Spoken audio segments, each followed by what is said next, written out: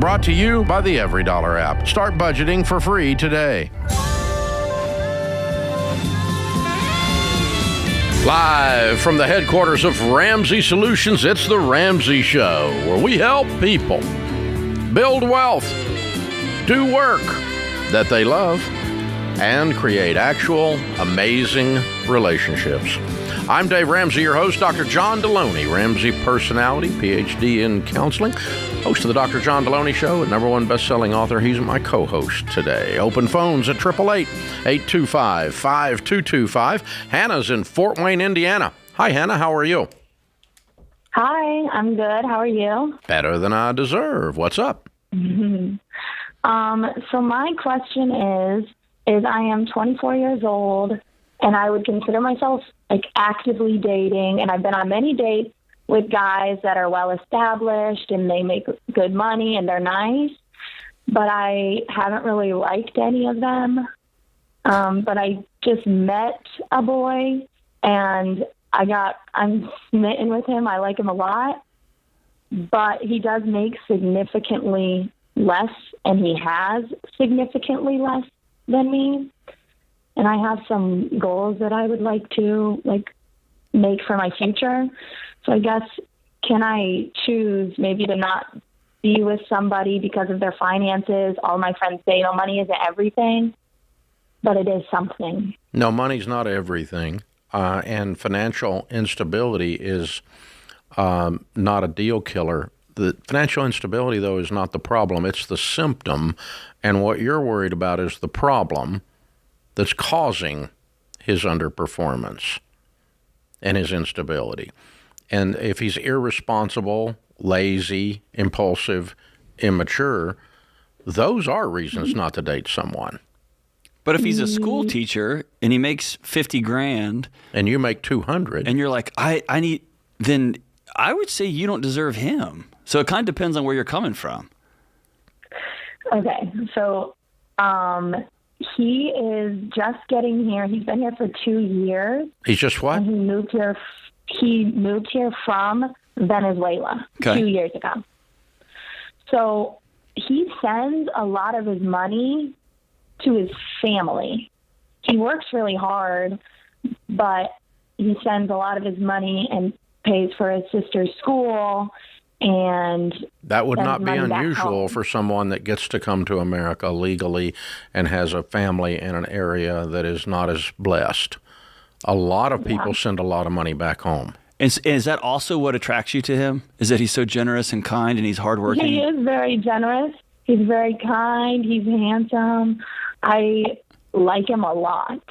And probably the things that you love about him are what's driving you crazy. That's just called being in a relationship with somebody. Yeah. So I think what you've got to decide is, because he's not going to stop helping his family in another country because of you. No matter how much he says he is, it's not going to happen. So are you going to make peace with that, and are you able to go forward? Okay? Because he's not, and I'm not saying whether he should or shouldn't. I'm happy that he's generous, but it also... an American view of that is different than a Hispanic view of that, a Latino view of that, because Latinos do a much better job of taking care of extended family than Americans do. Americans are like, you're 18, hit the road, good luck, right? Right. And I hope you make it. And that was kind of like my dad, right? Just kick me out, right? And it's like, swim, boy, because you're going to drown if you don't, kind of thing. But that's not true in that culture that he's coming from. In that culture, he is duty-bound by everything that is in his DNA, his cultural DNA, to support the family back home. He's not going to stop. And that means he's a person of honor in his culture. But in our culture, we might call that irresponsible if he doesn't first take care of his own household. Yeah. And neither one are right or wrong. It's just a viewpoint. Yeah. I worked hard to get to where I'm at. So I'm really conflicted with it. All my friends like him. But hold on. Here's what you have to be careful of. Don't posit yourself as better than him. Yeah. It's just different. No, he works really hard, but it is very different. Yeah. Yeah. but he doesn't keep anything. He sends it all to Venezuela. Yeah. Yeah. Or some of it to Venezuela, just not as much as you want him to have. So if you'd rather have a number over a person of character. No, I think you can have both. You could just choose to have a person that is more aligned culturally with you and is not going to send all their money to their mom. You get to decide that.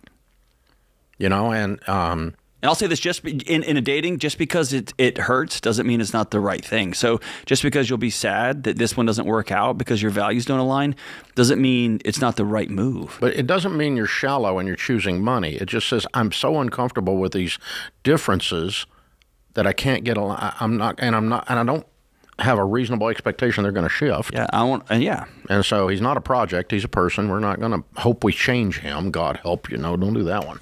And so, you know, I think you've got to get comfortable with who he is as a part of your, and develop a new life plan that includes both ways of doing things in one household. And if you can do that, then it's not a number, you know, it's so forth. But you're just recognizing that it's not going to be the way you had it dreamed, the way you had it plotted out as you walk down the aisle. And, you know, it's also okay, and it doesn't make you shallow or wrong to say, I can't do this. Absolutely. And that will still hurt, right? Because she likes him. Yeah. Yeah. And I don't think you can juxtapose it with the only guys I'm going to fall in love with are guys that are this way versus the guys that are predictable. That's not true either. No. That's not true either. I had the same sandwich today. We were laughing about it in the cafe because when I walk up, they start making it. And it's like, you know, predictable's not bad. Okay, doesn't make you a bad human being. And you know, you want an environment where you're predicting things, and that's a normal safety mechanism that we all have. And so I probably ought to branch out on my sandwich choices. And I was going to say, when over the course of my marriage, especially when I was into every fad diet possible, my wife at the beginning of every month, she'd say, hey, what are we this month? And I was like, raw vegan. And she's like, oh, God, okay. And then the next month, what are we this month? And she would make it a go. She'd give it a run. And she loves that we're a little bit more consistent now. A little bit less. Boring is not bad. No. Especially when it comes to stuff like this. Consistency can be kind of good. Listen, don't reduce this to an argument over that you're all about money. It's not that shallow. It's that the instability that this represents, you're not about. And that's okay. Don't reduce it to my set of values are better than yours. It like Dave said perfectly, they just don't align. In his culture, he is being a person of honor. And in your culture, you are being a person of honor. And you have to decide, can we come together here? Or these are just two big value ships going past each other in the night. And we got to meet each other and we had some great dates. And you're a wonderful guy and you're a wonderful girl. And we're going to move on. Yep. And y'all get to decide that. Yep. Yeah.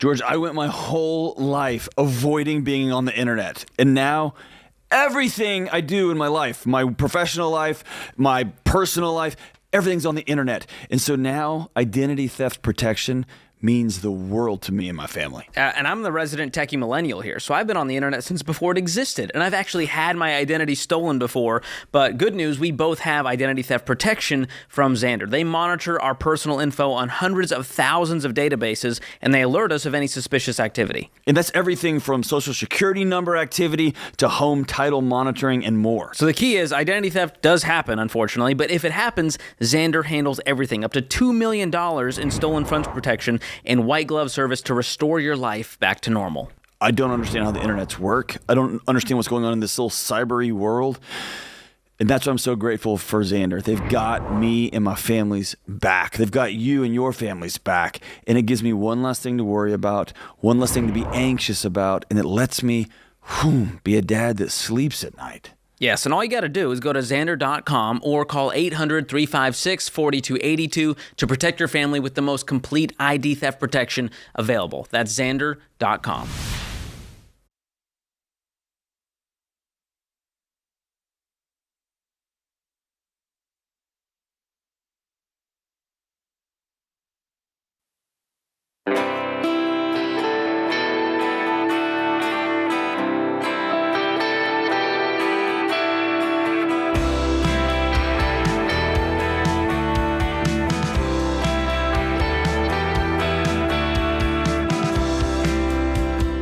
Alex is in Canada. Hey, Alex, welcome to the Ramsey Show. Hi, David. Thank you so much for taking my call. Sure. What's up? So I have a quick question. So a bit of a background. So I worked as a digital product manager for the last 8+ years, just within like the tech industry. Unfortunately, in beginning of March, our company did a bunch of layoffs, and I was a part of that cut. And so as of March, I have been unemployed, looking for work. And in the meantime, we've been living off of our savings. We don't have any sort of big payments like car payments or anything like that. Why aren't you The freelancing? payments are. If you're a digital sorry? project manager, you ought to be covered up in freelance work. That has not been the case for me. I've been applying, doing my best to find work, but it just hasn't been working out for me to Well, I mean, how are your buddies that are freelancing getting work as a freelance? I'm not talking about a new job. I'm talking about just freelancing. Right. So my specialty is product management. So I help companies develop software and scale some of their products. So usually it's not necessarily freelance. It would be, anywhere from like a year plus a gig to get those. So there are very few short-term freelance gigs for product management that I've been able to come across. Okay. I wouldn't doubt that. That does. We've got digital project managers on our team here, and I know what they do. Yeah. So I'm not arguing that point. So yeah, you're right. It's not like you're, a short-term project where you're writing code or something, because that's not what you do. Yeah. All right. Yeah. Okay. So on to your question. I got your picture. You're struggling finding work. I got it. Okay. Yeah. So in the meantime, as mentioned, we've been living off of savings. In Canada, we have things like employment insurance here, but I've been also helping do random jobs for folks like house pressure washing, floating dock installations, and so forth. Good for you.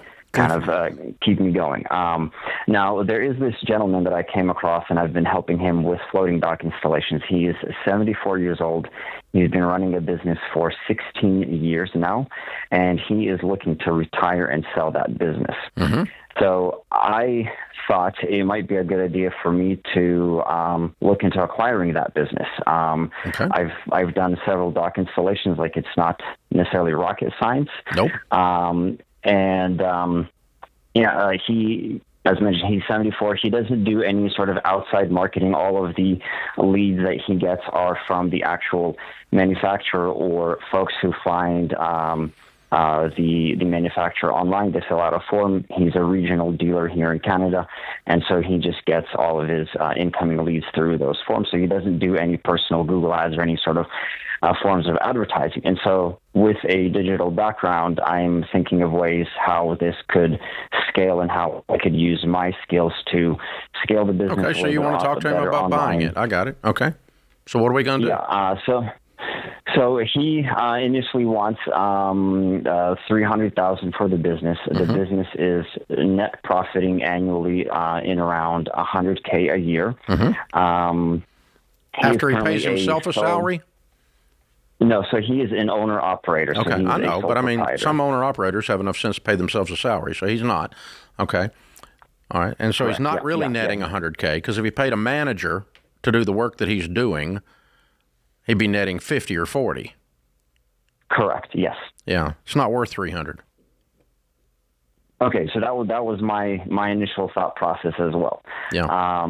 And so I've brought it up to him, but I talked to him about potentially acquiring the business through a seller financing, which he seemed initially open to, but because after he talked to his wife, because he's 74, he's kind of driving into the sunset basically. He wants a certain amount up front, like $100,000 up front. Which is probably about all the whole thing's worth anyway.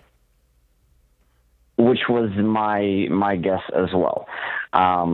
So I currently do not have the funds to give him even $100K for the business, right? Because I do not want to put my family into any further financial uncertainty. And Agreed. So you don't have the money anyway. And I don't have the money anyway, right? Okay. Right. Yeah, and he doesn't want to do 100% seller financing. Okay. So I was speaking to my parents, and they offered to. They are in the process of selling one of their properties overseas in Eastern Europe, and so they offered to sell that property and give some of that money towards acquiring this business, should the seller and I reach a deal, and so. I wanted to get. They're going to give you $100,000. Not $100,000. It would be about $50,000. So where are you going to get the other $50,000? You don't have it. I don't have it, and so this is where I would either need to come up with some creative way with the seller, or negotiate with him on the down payment. That's not a down payment; it's a payment. A down payment implies that there's a balance left. I mean, if you put 50 down and he finances 50. That's fine, but that's a long way from 300 and him riding off in an RV. Correct. I don't think you're getting this deal. You're too far apart on price and terms. And your parents are giving you this money. It's not a loan. So you just lied. Okay. Here's my worry for you, brother. There are some strings attached to it, yes. Yeah, no, there's too much desperation in this. As soon as I get desperate, I get stupid. And you're pushing this from every corner of the table to make this tablecloth fit, and it's not going to fit. I liked where we were going in general, and I love the fact that you're willing to do anything to try to feed your family, from pressure washing to loading dock installs to freelance to getting another job or anything. But let's don't get too desperate to be in the loading dock business, to where we've got people pulling us from every side. We got the former owners pulling us. We got mama pulling us. Everybody's pulling our hair out. We're going to be bald, man. Don't do it. What stops you from just starting this on your own? He doesn't have all the dealership connections. Okay. This guy owns the territory. He owns the territory, correct, yeah. Yeah, it's harder. But, I mean, you can go build decks on the backs of houses or something. Alex, I'm going to tell you this. Be careful when you have to force something from every corner of the table to make it work. There's nothing in this entire story that was a hot knife through butter.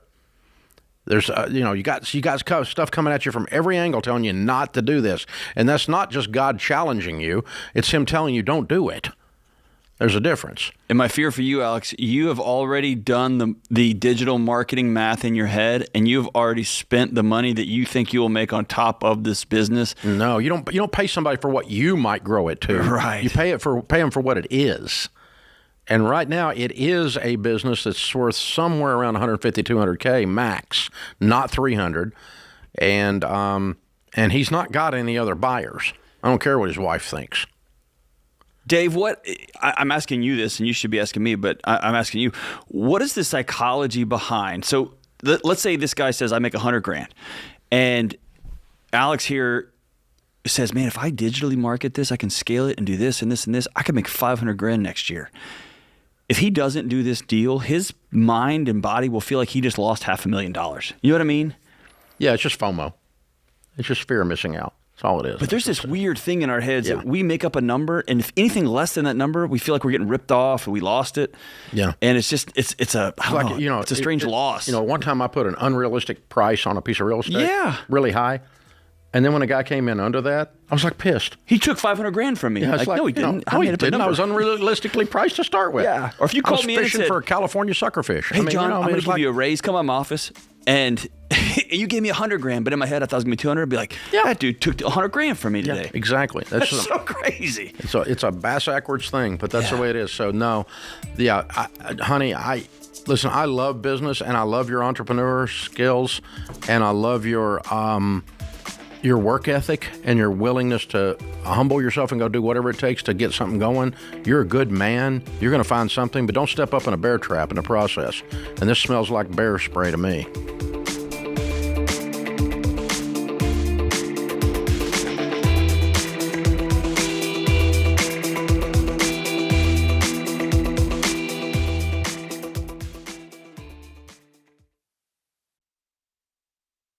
Hey, George Kamel here. Listen, we need to talk, specifically about Mama Bear legal forms. Allow me to paint you a picture.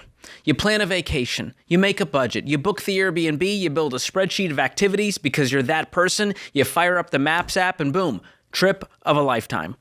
So here's the question. If you plan that carefully for a 1-week getaway, why are you just winging it when it comes to your will? Not having a will in place is like dropping your family off at a foreign airport with no map, no translator, and no clue what happens next. So when you pass away, sure, your family will be grieving, but they're also overwhelmed, stuck in court, and letting the government decide what happens to everything you worked so hard for. All because you didn't leave clear instructions. So the good news is you can fix this in 20 minutes with Mama Bear legal forms. I used them for my own will, and it was fast, simple, and gave me and my family peace of mind. There's no stuffy lawyer's office, no drama, just a few clicks, and your family's protected. Listen, a will is too important to ignore. It's how you love your people well, even after you've yeed your last haw, as we say in the South. So go to mamabearlegalforms.com and handle this tonight. Use the promo code Ramsey and you'll save 20%. That's mamabearlegalforms.com, promo code Ramsey.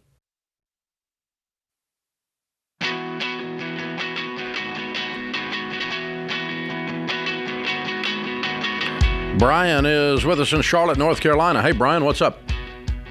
Pretty good. Thank y'all for taking the call. Sure, man. How can we help? Appreciate it. So I was wondering your opinion on if I should work a part-time job whenever I start college this fall. I have about $40,000 saved up, and I didn't know if I should just use the savings or try to make a little bit of money on the side. What do you want to do? I actually don't know, to be honest with you, Dave. You don't know what you want to do, or you don't know what you should do? I don't know what I should do. What do you want to do? So I want to work part-time, probably about like 15 or 20 hours a week. Okay. Doing what? Probably waiting tables or some kind of job like at Walmart. Mm-hmm. So you enjoy just earning money? Yes, sir. Yeah, you've grown up in a house where your dad and mom taught you to work? Yes, sir. Okay. Well, John's got a PhD in higher education as a former dean of students, so I'll let him chime in. Yeah, I mean, at the end of the day, dude, you're going to get conflicting data from all over the places. I would strongly recommend you start practicing the thing that you think you want to do one day. And so what are you going to college for? So I'm going to college for accounting and risk management. Okay, get a job in a local bank as a teller part-time. Or an accounting firm as an intern. Even if you're answering the phones at a local accountant's like office, you're going to hear stories. You're going to see how the room flows. You're going to find out if you want to be a part of this world for the rest of your life. And by the way, you won't, whatever you get out of college doing, you won't be doing for the rest of your life. That's me being dramatic. But the number of students, I was a part of a college of education. They used to do student teaching your senior year in college. And the number of students who would take all their education courses, get all the way to the end, do their first round of student teaching and realize, oh, I hate kids. And it's too late, right? You've got 3.5 years of college. So they moved it to where you have to have classroom experience with kids before we're going to take your money for the next 4 years, which was awesome and integrous of that department. But you start being around this world in whatever way you can. And let me tell you, my best friends on planet Earth is a senior leader at a big bank. He'll tell you, I would much rather somebody who knows how a bank works, because when you sit down here to do risk management at our bank or a cost accounting, he would rather hire someone who knows how a bank works, because he's going to teach you how to do his balance sheets, right? And so I would suggest, yes, start getting practical real life experience adjacent to the thing that you think you want to do. That's a great answer. I would also just say, yes, work. Because an employer likes to see someone that knows how to do more than just go to school. When we're hiring someone, we don't hire a lot of people straight out of college at Ramsey. We hire a few here and there. But when we do, we very seldom would hire someone that didn't work. Because I don't want to have to teach them to work. I ain't got time for that. You got to already know how to do that before you get here. And some of these people, they got confused. They were born on third base, thought they hit a triple. And so it's good if you've been working on something ahead of time. Let me tell you another weird thing, and I'm sure there's a psychological trope to this. Your body, and I say that not being cheesy, what feels busy to you will be established pretty early. So if you just go say, I'm going to live the first semester off my savings, and I'm just going to go get the feel of college. I'm going to take my 15 hours, and I'm going to go to join an intramural team, which, again, I think that's important too. But, like, I'm going to go do these things. You're going to feel busy. And then second semester comes, and you want to add a part-time job. You're going to start to ask, I don't even know where to put this. But if you start with a part-time job, and one of the things you do after move-in and after freshman orientation is you go find a job at a local place, and you start working, your body will adapt to what is busy. And you will begin to make things work. And you already have savings, so I can already tell you're not afraid to work, and you're a good thinker, and you're a good doer. So go ahead and go out of the gate, man. And you can always back off, but it's much harder when you already feel busy to add something else to it. Good point. So the answer to your question is yes, work part-time. And an even better answer to the question is work part-time in the field that you think you're going to move towards. Or somewhere close, right? Yeah, something where you get, different. I mean, if you're going to be in banking, don't be waiting tables if you got the option. Waiting tables not bad, though. But if you're going to be in the restaurant business, certainly do that. But, just figure out where we're going in general and aim at that. Try to land in there. But if nothing else, wait tables. That's okay, too. So the data that we had when we were doing the student loan documentary that we did, the debacle called Borrowed Future, the student loan debacle. The documentary wasn't a debacle. It was #1 documentary. But and you can still watch it out there on YouTube for free, folks. But one of the things we found, there is data that says that there's a higher probability of graduating in 4 years when you're paying for some or all of it, not with student loans out of your pocket, and if you're working. And that student athletes who hold down what is a full-time job as a student athlete in the NCAA and go to school and graduate in 4 years have a work ethic far beyond the guy who majors in beer pong. And so same thing with student athletes, same thing with somebody working. And so our point is that you can work and earn enough to go to a state school while working. You can stay full-time and work full-time. And here's where... That you don't have to do that in your case. Well, and Dave, this is awesome. I love this conversation. There is data that says if you work, it may have an adverse, it may impact negatively a tiny bit your GPA. If you have a full-time job, if you have a part-time job where you're very, very busy. But the goal of the human, of going to college is not to maximize, I don't think. I think it's to come out having learned and prepared and be ready to enter the workforce and go get them. It's not to see how high you can get your GPA.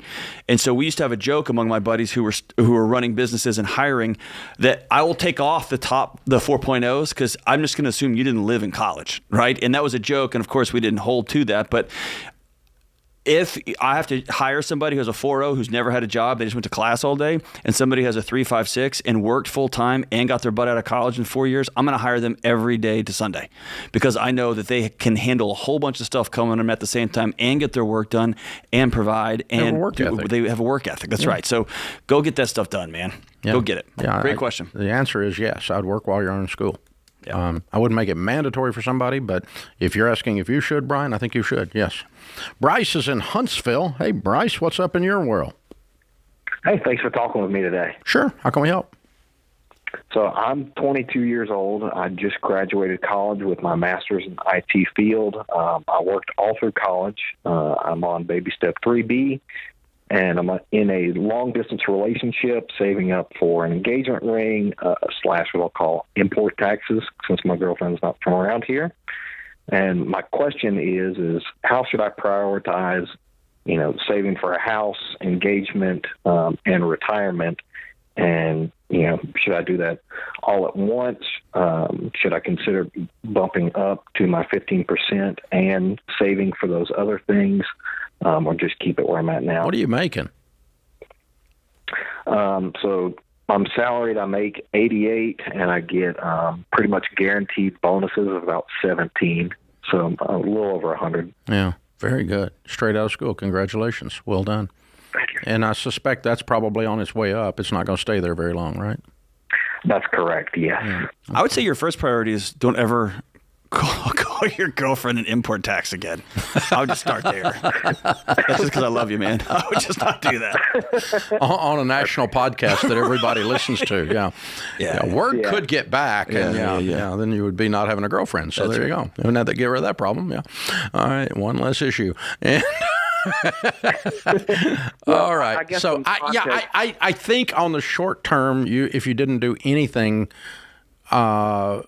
intellectually stimulating, like long-term investing in any of that, on the short term, if you just piled up some cash to start your life over the next year, that wouldn't hurt anything. You're already debt-free. If you pile up some cash for a down payment, a wedding, a ring, and that's all you do for 1 year, that's not bad. That's a big win. It's not bad. That keeps you out of debt on any of those things. And then if you want to start adding, if you think you're hitting those goals pretty easily and you want to add some long-term investing now because you're at baby step 4, but if you just piled up cash for an entire year for wedding a ring and the import tax and I just can't even say that, and and whatever the other thing was, the house. Oh my God, yeah, you're gonna be okay. Yeah, unless he gets struck by lightning first. Whew. Ouch.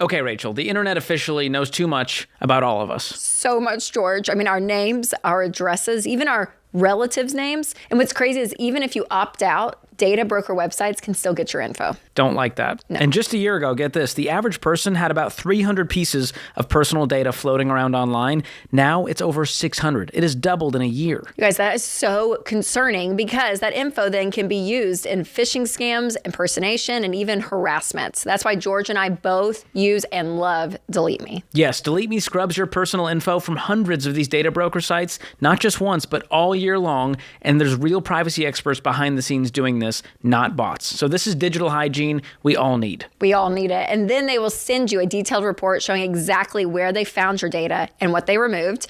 And you can even request custom removals if you have something specific you want them to look out for. Exactly. And this is not being paranoid. This is staying protected. And so far, Delete Me has removed my info from 240 listings and saved me 94 hours of time it would have taken me to do it. I love it. And you guys, in a world where strangers can Google your grandma and get enough info to scam her in just 2 clicks, Delete Me gives you peace of mind. Yes, so go to joindeleteme.com/Ramsey for 20% off. And that discount brings their annual plans down to about $9 a month. So go check it out, joindeleteme.com/Ramsey.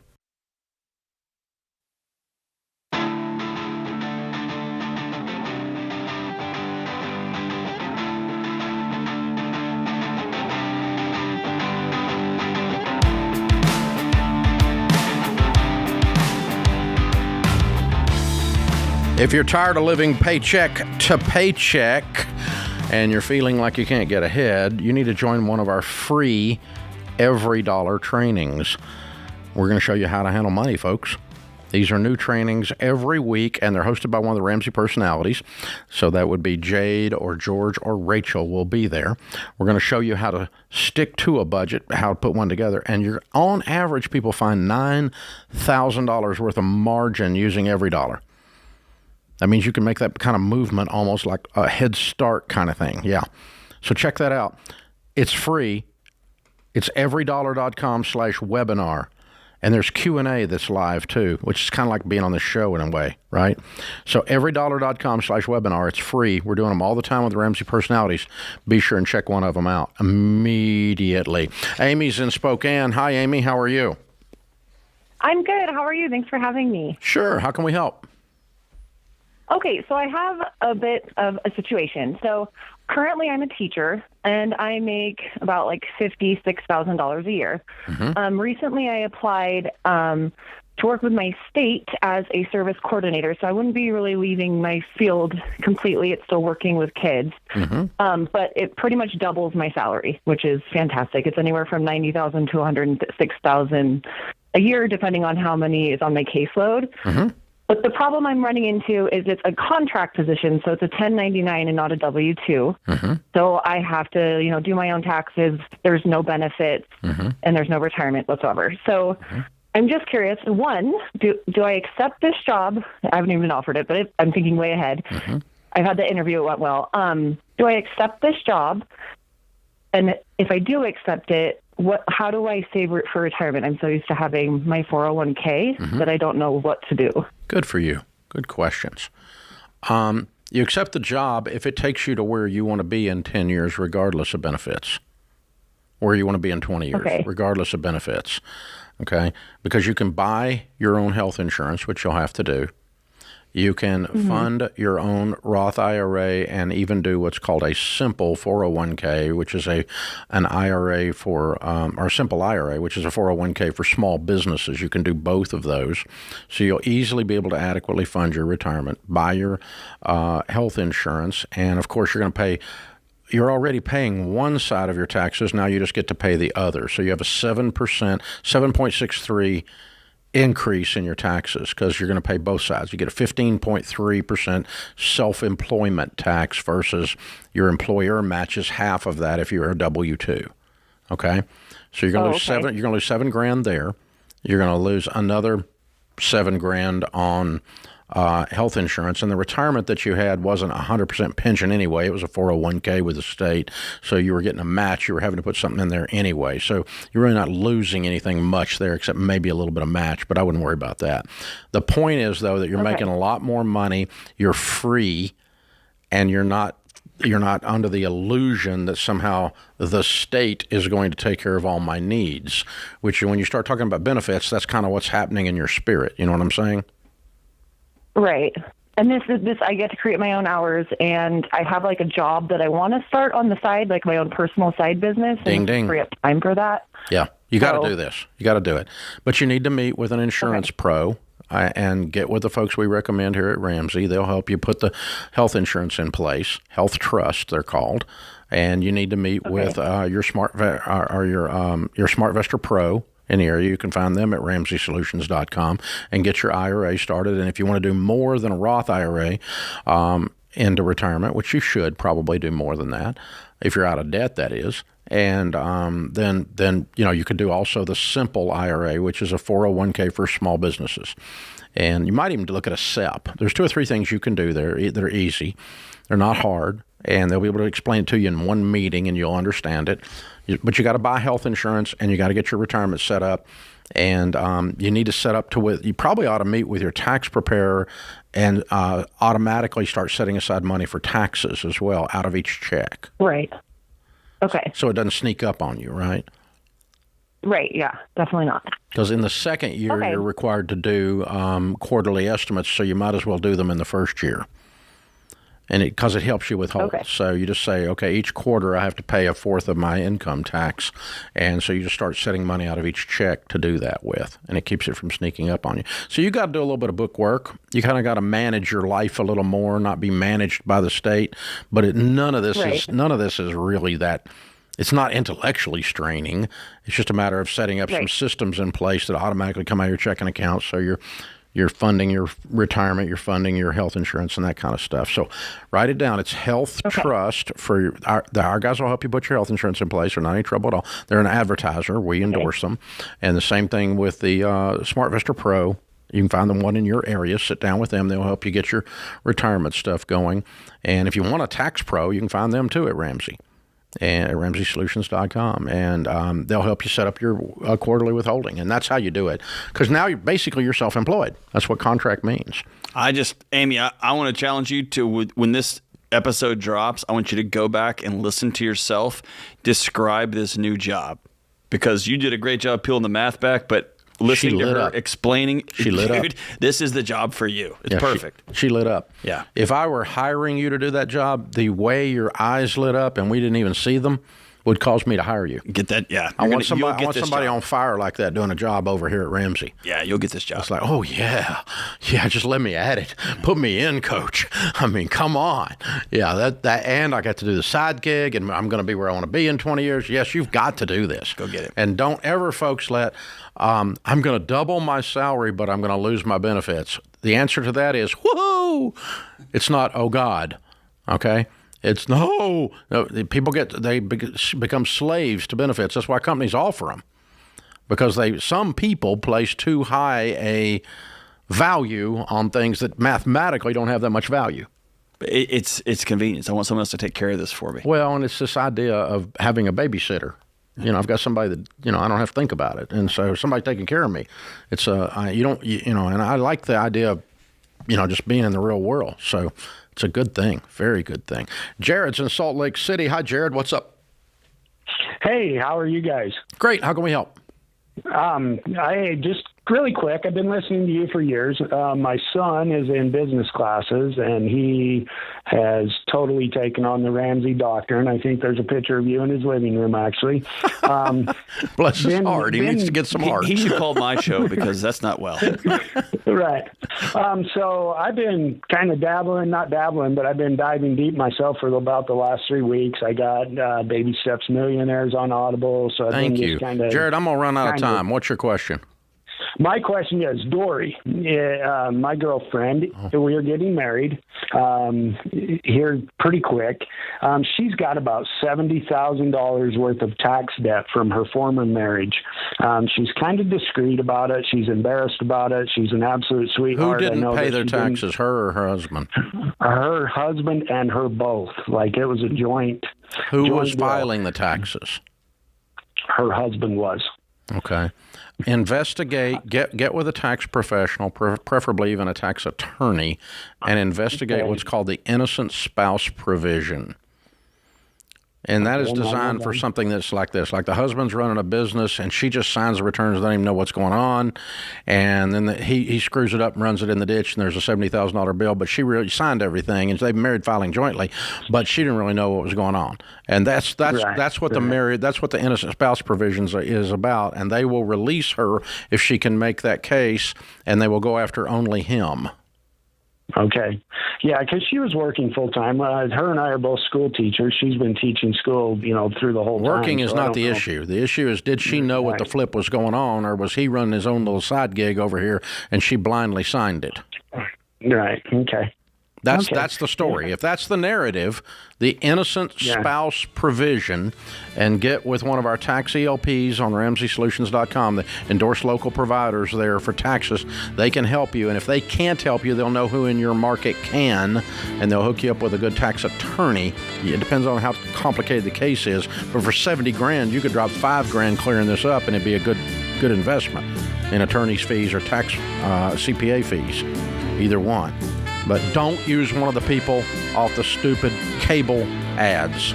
Get a real pro.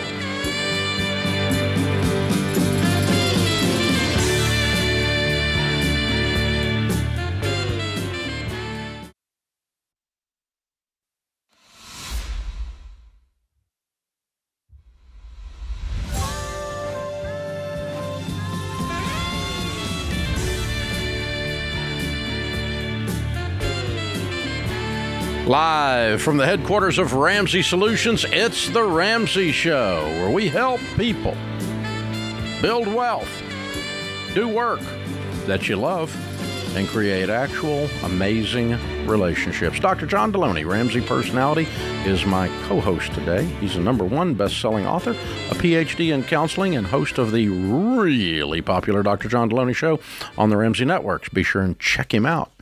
If you want to figure out that your life is really, really good, just listen to about some of his callers. You thought your family was crazy? I'm just saying, you could listen to some of his callers.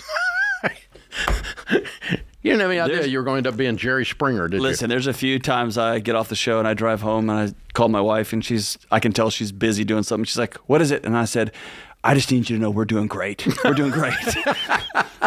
We're amazing. We're amazing. We're doing great. We're amazing. Matt's in Hartford, Connecticut. Hey, Matt, how are you? Hey, guys. How are you today? Better than we deserve. How can I help? Yeah, so currently I'm on baby step 6, paying off my mortgage. Good. But if I look at it, I'm currently saving 46% of my income still. Where did you get that? We taught you to do that. Well, you didn't. You said 15%. Oh, yeah, that's the part. Okay. Wow. So I guess my question, should I reduce that to the 15% Yes. and just put the rest of it towards the mortgage? Yes. Okay. But you already Now, knew if that. I were to do that, I did, kind of. But I mean, you also, knew I if was going to second say home, that. I just wanted the validation, you know? Yeah. So here's the thing. What we discovered when we developed these baby steps a long, long time ago is I got out an old-fashioned thing called a spreadsheet, and I ran a whole bunch of possible case studies from a single mom making $25,000 to a doctor making $225,000. Okay, and I ran them all down through there, and I ran, okay, here's your average house price for that person, average mortgage for that person, and if they put 15% away, they can still pay off the house in about 7 years on average. If they put 46% away, they can't, and they end up with a mortgage long term. And we know that two things create the first $1 to $5 million in net worth. Once you're debt free, two things do. Getting the house paid off is one, and systematically saving in your 401k is two. So you're already doing both well. We just need to adjust the ratios so you get the house knocked out, because as soon as the house knocks out, then 46%, if you want to do that, that's perfectly fine. Okay. How much do you make, man? Between me and my wife, we make $190,000, but I'm also retired military. So I also get another $78,000 between my pension and disability per year. Yeah, so you're dealing with $250,000 a year. How much is left on your mortgage? $243,000. Oh, you want it done in no time. Yeah, dude, you're gonna have your own house. No one can take from you, man. And here's the other thing that happened. That's the thought is. Yeah, here's the Hey, other thing that this happens all- is that we can't quantify. We don't, even at Ramsey, we don't know what it is. We have the concept and nobody else sees the concept. But when you have a paid for home, something loosens up in your joints, in the way you walk, talk, carry yourself, and you end up making more money. It's the weirdest thing, because you don't have to put up with bull crap off everybody anymore. And so you just start doing the right stuff more often. There's zero need to be a slave at that point. And it's hard to grasp exactly what that does. It's hard to grasp how that affects the divorce statistics to not have a mortgage, how it affects the generosity statistics, which affects the divorce statistics, which affects, I mean, all of these things play together because what we start out with as a math nerd coming up with a way to do stuff like you do, Matt, and I do, because we're both math nerds, we end up realizing that Dr. John Deloney's world is adding even more value to what we thought was just mathematically plausible. Yeah. There's just something about sitting in your house that no one could take from you. And like, it's perfect. You say that extra thing in the meeting that may be a little bit contrarian, a little bit sharper, and one of the leaders says, I want that person on my team. Yeah. Or when your boss says, hey, you're going to do this, and you say, man, I got something with my kid, and I'm not going to miss that. Can we do this another time? It just releases everybody. I don't know. It's powerful, and I wish we could grasp it. I'm sure somebody could figure out how to study it, but man, it transforms people's spirits, man. Well, I mean, the level of anxiety goes down. The medications go down. People want to be around you. Stress-related illnesses are, if you map the increase in stress-related illnesses with the increase in the personal debt load of the average American, they run right together. But we can't quantify the actual mathematical savings related with not having those stress-related illnesses. And so, that's like hypertension, heart attacks, all that kind of crap. Well, and here's the other thing for you, Matt. You're talking 24 months. Yeah, it's not. Y'all can get pretty serious and have this house paid off in 24 months. Big deal. You're going to be worth $10 or $20 million, depending on how old you are. If you run the plan out the way we're talking about right here, it's pretty stinking incredible. Well done, man. Well done. I'm proud of you. That's very cool. And thanks for serving your country. Appreciate you. All right, Caitlin is with us in Philadelphia. Hey, Caitlin, what's up?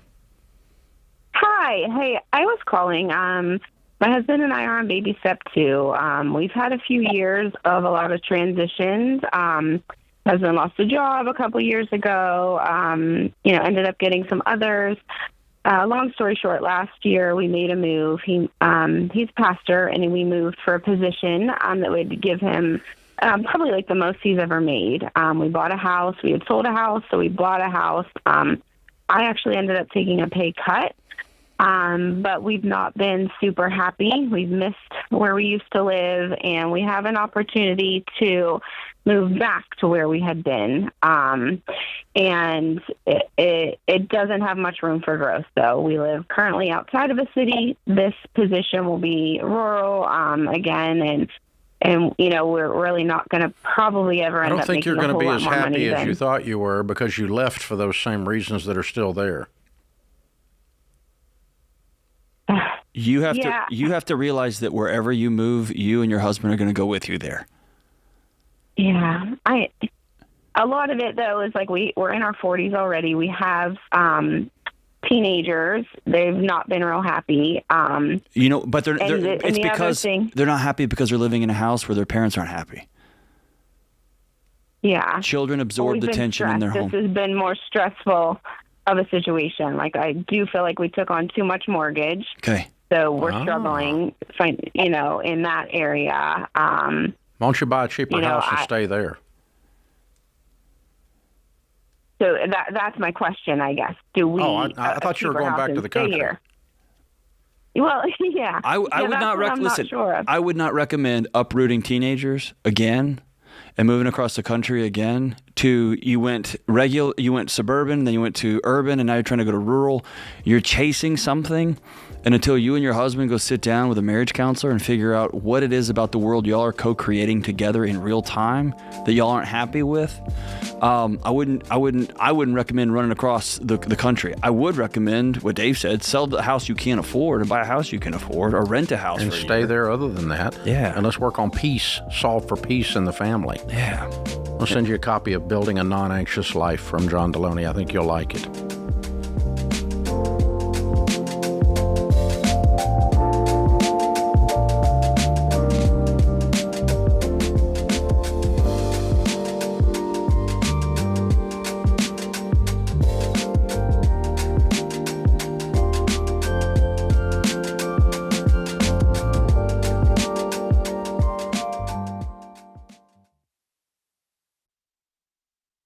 Hey, you guys, health insurance costs are only moving one way, and that way isn't down.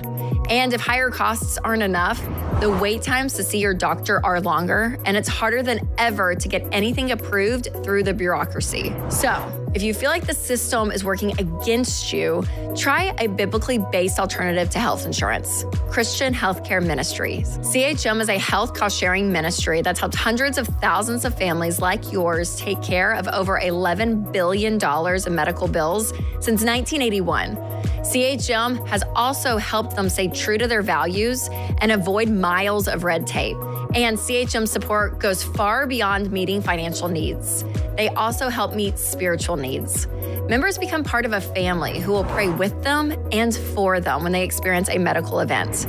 So listen, y'all, there's a better way to take care of healthcare costs. CHM programs start as low as $98 a month. So learn more today and join at chministries.org/budget.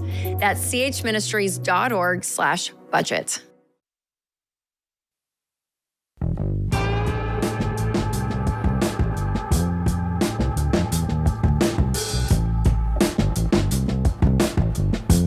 Hey guys, if you like what you're hearing around here, we could use your help. Turns out the number one marketing thing in the podcast world and in the YouTube world is you. When you tell people, when you push the subscribe button, the follow button, the like button, when you share the show by sharing a link or telling people that we're here, hey, go check this show out, however you do that. Some of the platforms have a share button. That's fine. Any of that. And those 5-star reviews, thank you. Keep them coming. We appreciate you. All that stuff actually affects a bunch of new people finding out about us, and we appreciate you. The growth rate around here is mind-boggling, and we know that it's because of you. Thank you. So buying or selling a home right now, the market has just strangely warmed up in the past 3 weeks. I'm interested to see what happens to this real estate market. It's a big deal. If you want an expert in your corner fighting for you to find the best deal, the Ramsey Trusted Program is the only way to find a top agent you can trust that we have done the due diligence on. We're going to interview them. We do the agent profiles. We want high octane, high protein, high producing, not Aunt Sally who got her license last week. And everybody's got freaking Aunt Sally that gets her feelings hurt because you won't list your $600,000 house with a brand new agent just because she's your aunt and she takes time out from her bridge club to show your house. Wrong. No. To find a Ramsey Trusted Real Estate Agent Pro for free, go to RamseySolutions.com/agent or click the description and where you're listening there on the YouTube or on the podcast, and we'll hook you straight up. And these guys are good. They know what they're doing. Jay's with us in Canada. Hi, Jay. How are you? I'm doing really good. Yourself? Thank you, Dave and John, for taking my call. Sure. I have a question regarding my wife and I and our personal home. Cool. I am, I'm a contractor, and over the last 8 years, I bought some commercial warehouse bays with the cash flow from the company. I have them rented out to HVAC, plumbers, electricians. The cash flow, a decent return. The value is about $750,000, and I currently owe about $300,000 on them. My question is, we have a personal home that's worth about $700,000, and we owe about $300,000 on it. And I'm just wondering if I should be selling the portfolio, just getting rid of it, decreasing the debt and the risk, and just paying off that mortgage, because it's looming over top of me, and I feel like I drank the Kool-Aid a little bit of borrowing money to, for real estate, and I don't want to fall into that trap. So good for you. What do you make? Around a little under 200, so Okay. 180-ish probably. So. Okay, cool. All right. Well, what I would do is to map it out and do some math sometime this evening or maybe tomorrow night, whichever one you want. And let's look at it two different ways. Okay. How fast can we pay off the house if we lean into it without selling? Wait a minute. How many properties are there on the commercial? There's three. There's three different ones, and you gave me the totals, right? Yeah, do that. Okay, so there's three possible scenarios. One is you keep them, and when you were describing them, you didn't use words that made me think you hate them.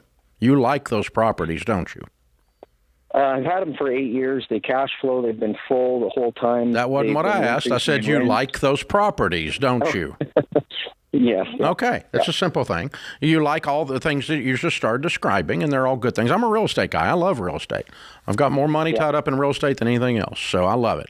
I'm not against real estate. I'm just against debt, as you know. So that's the Kool-Aid you've been drinking on.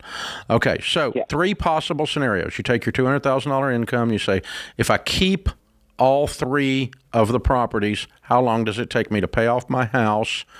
And then how long does it take me to pay off the other? So you got $600,000. If you did $100,000 a year, it'd take you 6 years or something like that. So probably 7 years is the fastest you could possibly clear all of them, unless your income went up, right? Yeah. Okay, so that's scenario number one. Scenario number two is you sell one of the properties, throw it at your house, and you're debt-free in whatever it ends up being, 5 years, 4.5 years. Right? Okay. Scenario number three is you sell all three and you're debt-free tomorrow. Yeah. Okay. I'm thinking you're probably going to land in the middle one. Okay. Because it just kind of takes your breath away to say sell all of them, although you do want to be out of debt, and I want you out of debt. But I think you could be out of debt in a reasonable period of time if you lean into this. But you could accelerate the reasonable period of time by dropping one of them, the least favorite one. Take that equity, throw it at your house, and I think you're done in 4.5 years or so. I might be wrong. I'm guessing, looking at these numbers, but that's probably pretty close, depending on how the equities shake out among the three. But I would sit down and look at that and just go, okay, which one do I want? Do I want 7 years? Do I want 4.5 years? Or do I want 3.5 months? Right. And the trade-off is I own less of or none of these other rentals in any of these different scenarios. And honestly, I think what you're going to find is your stomach and your throat will tighten up while you're looking at these one set of these. You go, that's not the one I want to do. That didn't feel good. Yeah. And I think that's the one where you sell all three personally, because I think you still like these, but you like the idea of being out of debt. And I agree with you on both of those things. I like them, and I like the idea of being out of debt. But but do I want to fight through it for 7 years? Maybe not. Yeah. What are you going to do, man? I'm curious. I'm going to pray about it. That's a good thing. I'm going to. You should do that before you call 2 Yahoos on a podcast. But. I respect you guys' advice, and I appreciate your time. I think I'm going to sell one for sure. It's just how soon I can. There's some other stuff at work. So I have a tenant that's got a long term that might be beneficial to, move. But we'll see. Well, he might want to buy it. Yeah, that is an option. Yeah, I don't care. You just think it through. But I think my point is the prayer is a good thing, because one of the things you'll find is when God gives you something, it's very peaceful. That's right. So if you get an answer, or you feel like you're getting an answer in prayer, and there's not peace associated with it, it wasn't God. It was last night's pizza. You know what I'm saying? So that's what I meant by your stomach being tight and your throat being tight. Same thing. Where there's a sense of peace, that gives you that's a guidance mechanism. Even if the thing you're doing is about to be really difficult and challenging and not pleasurable, you'll still have peace. You still have peace. Like, this is the right move. Yep. Yeah. Exactly. That's a really good question, Jay. But what we're giving you here is not an answer, but a decision-making paradigm, a framework by which you can make these decisions and pull it off. And that it applies to a whole lot of different things out there. And, I love good real estate. I love it as an investment, but I love it paid for. And so whatever he ends up with here, I want it to end up paid for. And then if he wants to add some more, he adds it with cash as he goes along, and I think he will be able to do that. And the types of properties he's describing, I don't know in Canada, but the types of properties he's describing in Nashville, Tennessee are wonderful type property to own. Well, excellent property. It's the track record of 8 years, always full. Yeah, cash flowing. I like it a lot. So, yeah, that's the thing. So, other stuff that is going down in value and that is not an investment but is instead a consumption, like a boat. Yeah, if he had 2 boats an and RV in a big truck. Yeah. And a 4-wheel drive truck that you don't need, no amount of truck will help you with your ego. I'm just telling you. And I got a big one. Truck, that is, and an ego. I was going to say, yeah. So, none of this stuff is worth keeping to stay in debt. That's bullcrap. What we're talking about here is an investment that's going up in value and a guy that likes it. Now, if you call me up and you say, I hate being a landlord, well, regardless of what the implications are, sell them all and cash out. Continue to be a landlord? Sell them all and cash out. Yeah. Sell the stupid thing. It's just a rental house. It's like, I feel dumb. No, you don't feel dumb. You figured out what you don't like doing. A lot of people spend their life not knowing what they don't like doing. It's a good thing. Or doing it anyway and not liking it every step of the way. Yeah, miserable. And then you make excellent trolls on the internet because you ain't got anything else to do except be miserable. And then you want to bring everybody with you on your trip, your miserable trip, your trip down miserable lane. You miserable people. This is the Ramsey Show.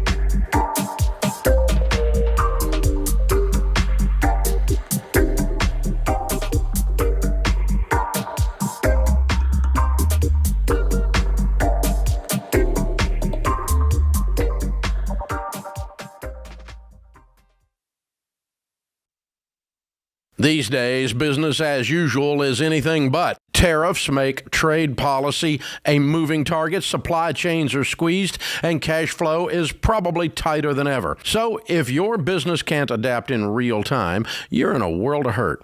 That's why you need NetSuite by Oracle, trusted by more than 41,000 businesses, including Ramsey Solutions. You need to see what's happening, what's stuck, and what's costing you, and how to fix it. And NetSuite is the #1 cloud-based business management suite because it helps your business make the right decisions fast.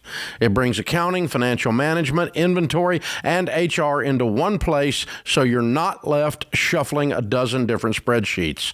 That gives you the visibility you need to make quick decisions based on actionable data. And NetSuite AI automates everyday tasks so your team can focus on strategy. It's one system for full control and no guesswork to tame the chaos. And right now, if you're leading a business doing more than $1 million in annual revenue, download NetSuite's free ebook, Navigating Global Trade, 3 Insights for Leaders, at netsuite.com/Ramsey. That's netsuite.com/Ramsey.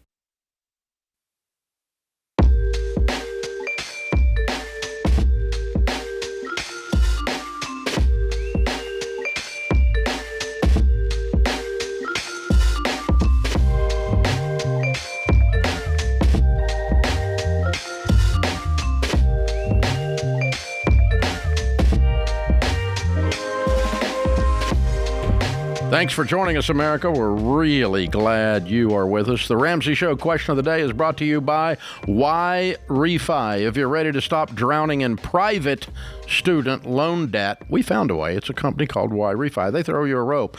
Talk to Why Refi and see if refinancing your defaulted student loans is a good way for you to get rid of the debt. Low fixed rate, fits in your budget, all that stuff. Talk to them. Why Refi. That's the letter Y, REFY.com/Ramsey. Might not be in all states. Today's question comes from Kate in Michigan. I'm a marketing professional in my early 20s. I started my own business and I earn over $150,000 a year. Congratulations, Kate. I have close to $125,000 saved as a down payment on my first house. I've always wanted to be a homeowner and I'm confident this is what I want to do. But a lot of people around me are pressuring me to not buy a home. Oh, good gravy. Because of Christian beliefs that girls, I'm reading it how she wrote it, that girls shouldn't buy a home and men should be providers. I don't have a boyfriend, so I'm not getting dude, I can't even finish this. I'm not even close to getting married. What would you advise your daughter to do? Leave the cult. Leave whatever madness and misrepresentation of Christian beliefs and ethics and right and wrong immediately. That is not a Christian belief, darling. No. That's a cult belief. God almighty. I would advise my daughter to buy a house with $125,000 she has saved as a down payment. Keep being the studette that you are. Jeez. And hope that some guy is lucky enough to even catch your eye. Oh, my God. Jeez, this is so backwards. You people. Unbelievable. Some of y'all are just really screwed up, and then you put a cross over the top of it. You kill me. You make the rest of us that love Jesus look like we're morons because you're a moron when you do stuff like this. That's just nuts. I can't. This burns my butt. I don't have any words to say here, man. It's just, I hate bad doctrine and bad theology and how it affects people when they get in toxic situations. So, I'm sorry, darling. Your mother and father have misled you. Leave the cult. Yes. Because that's where this crap's coming from. I mean, I don't have any other words to say that aren't going to get me. You don't think I'm not going to get it? I don't give a crap. It's just stupid. I've been doing this a long time. What are you going to do? Get mad at me and leave? I mean, you and I guess that'll leave us only 60 million listeners. Oh, well, okay. Darn.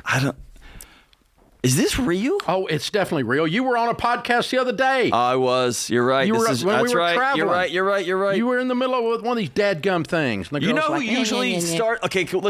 You know who says this crap? Men who are afraid of losing control of they're not as amazing smart women like this. And they're not as ambitious, and they don't have as much get up and go. And so to even stand up next to a woman like this. They take their insecurity and fear and try to duct tape Jesus on the top of it to keep their crumbling kingdoms from coming out from under them. Kate, you're amazing. Good for you. Kate, you're an absolute incredible human being. Jeez. Go shine, girl.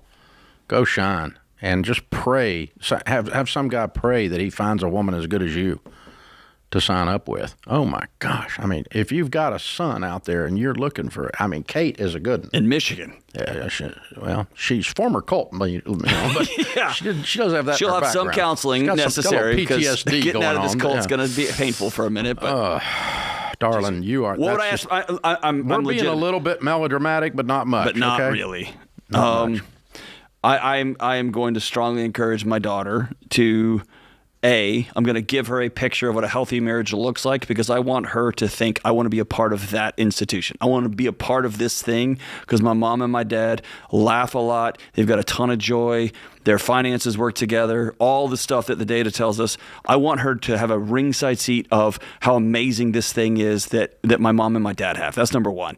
Number two, I'm going to teach my daughter how to work hard. I'm going to teach my daughter how to do things on her own, learn how to do stuff, change a tire, fix a faucet, work really hard outside.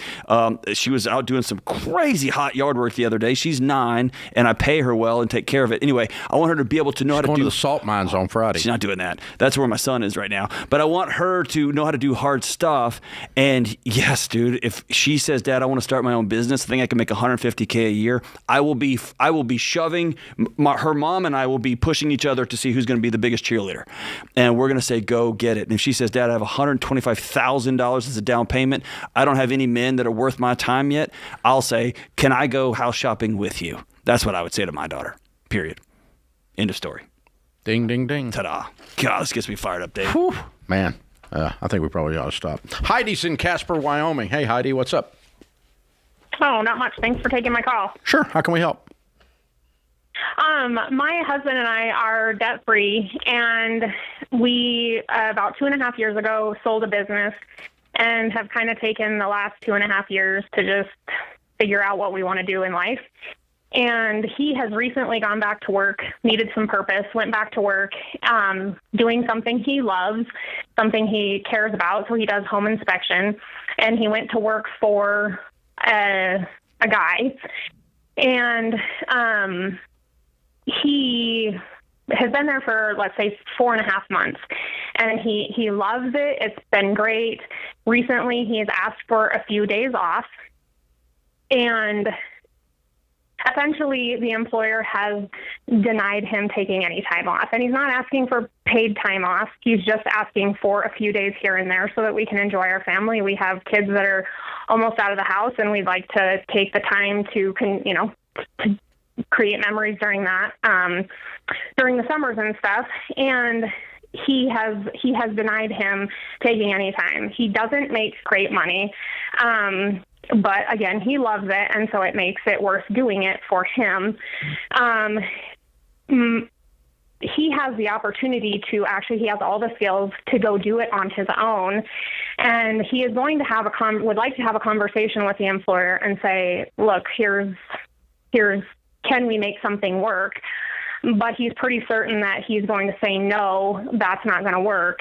Morally, so my question is, morally, would it be wrong? He didn't sign a non-compete for him to open his own and do home inspections for himself. No, not at all.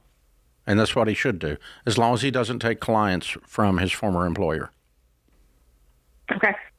So if the former employer works with Susie Q, real estate agent, and Susie Q gives him all of her sales for inspections, you can't use her. Okay. You can't steal from the guy. The contacts that you found by working for him, that would be unethical. Okay. And for whatever it's worth, I want to put another, here I am sympathizing with the business owner. When my residence life staff worked for me at the university, they all knew nobody can take vacation in August because we have thousands of young people moving in, and it is day in and day out until we get these buildings ready. And everybody knew that. So if a part of the home inspection business is the chaos months or June, July, and August, and no, not even that. If the part of the home inspection business is this guy hired you to work full-time and you don't want to work full-time, that's on you. That's not on him. He's not being unreasonable. He's not being unreasonable. Right. And he hired a guy to work full-time, and the guy doesn't want to work full-time. Yeah, and if he said it's flexible and take some time off when you can. Yeah. Well, I think we didn't have a good definition of flexible. Right. He might say it's flexible in November and December, right? Or he might say it's flexible one day every 6 months, and you guys want to take 5 days a week. Right. I don't know. I mean, I don't know what flexible means, but I don't think y'all do. He asked for 3 days. I know, but in your mind, that's perfectly reasonable. But you're financially independent and used to be self-employed. This guy actually thought he hired an employee. Yeah. Right. So no, you're being unreasonable. Yeah, he has a reasonable right to ask your husband to work full time. Now, except for the part where we didn't both agree on what flexible meant. Right. But I don't use that word around here because I'm not. He tried yoga, and it was a disaster. I broke the yoga.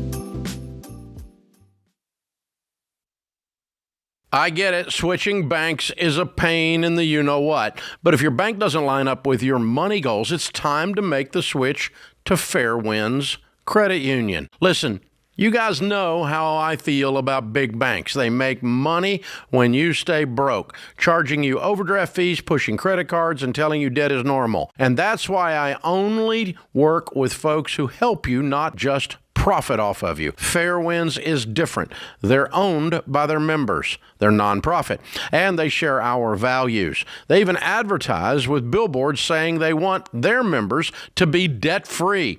So they built the Smart Checking and Savings Bundle just for Ramsey fans.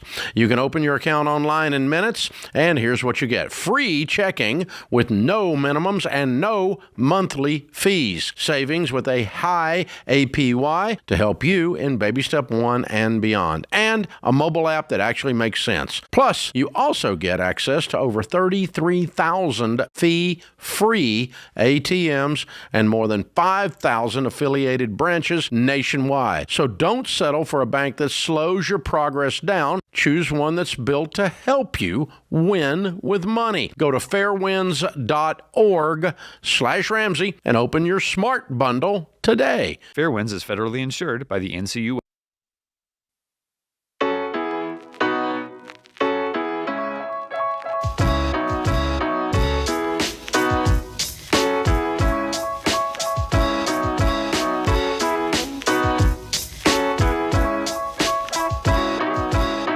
Ruth is in Philadelphia. Hey, Ruth, how are you? Hi, Dave. Hey, what's up? Thanks for taking my call. Sure.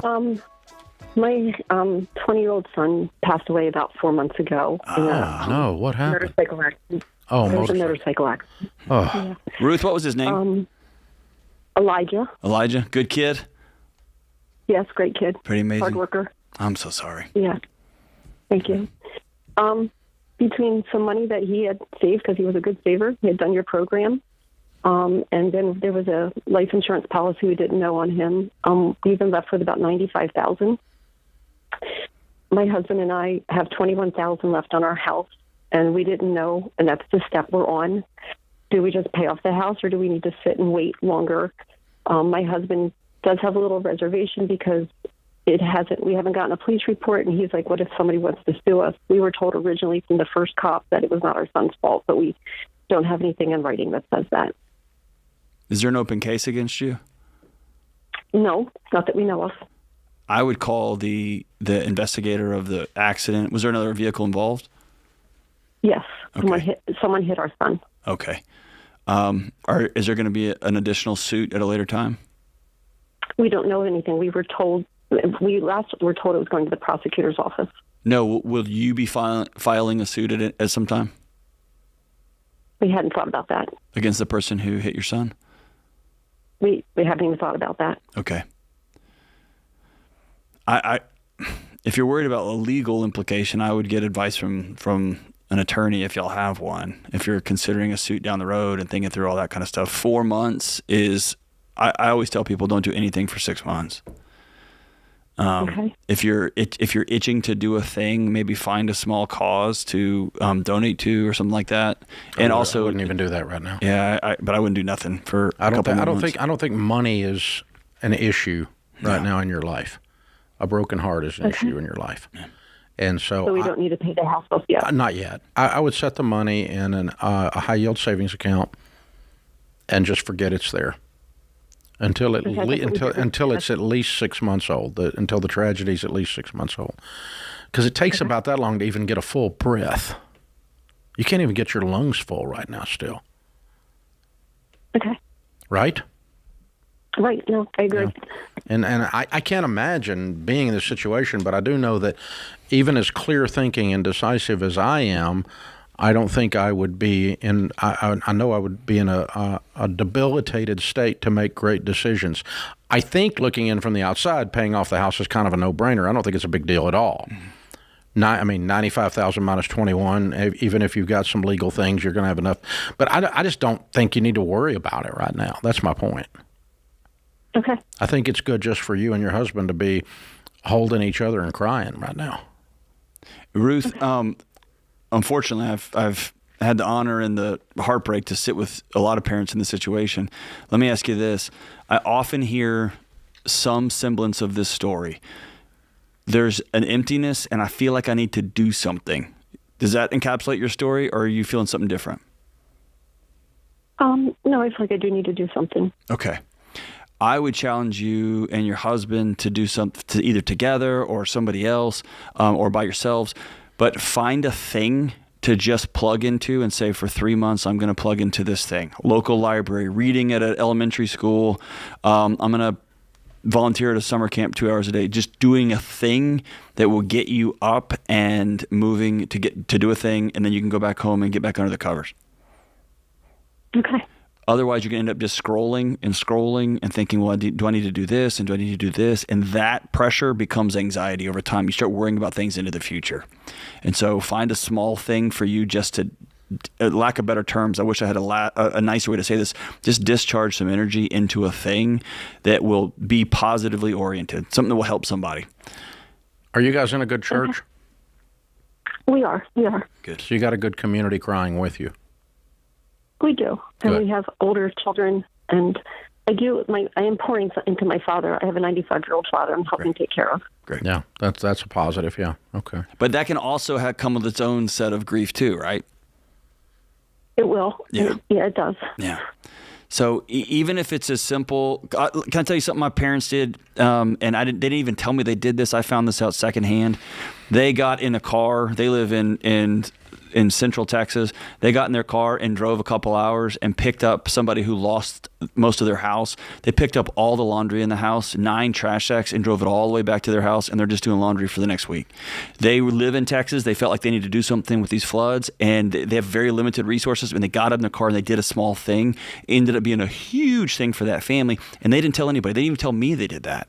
And so finding, like, I'm going to do somebody's laundry. Me and husband, we're going to go mow 1 lawn a week together. Something that will get you out of your head and just go do a thing for somebody and then come back. And then 2 months, 3 months after you all decided we're going to sue somebody or we're going to let this thing go, do we have a police report? Then you can start making your next steps.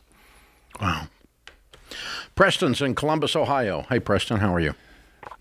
Hey, I'm doing fantastic. How are you? Better than I deserve. What's up?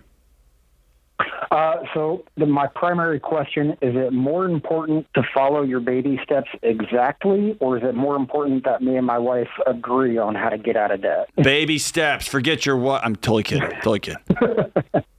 It's more important that you don't pose 2 negatives. Right. You've put as yourself your only 2 options. in an impossible cage. Yeah. Fair enough. How about third option?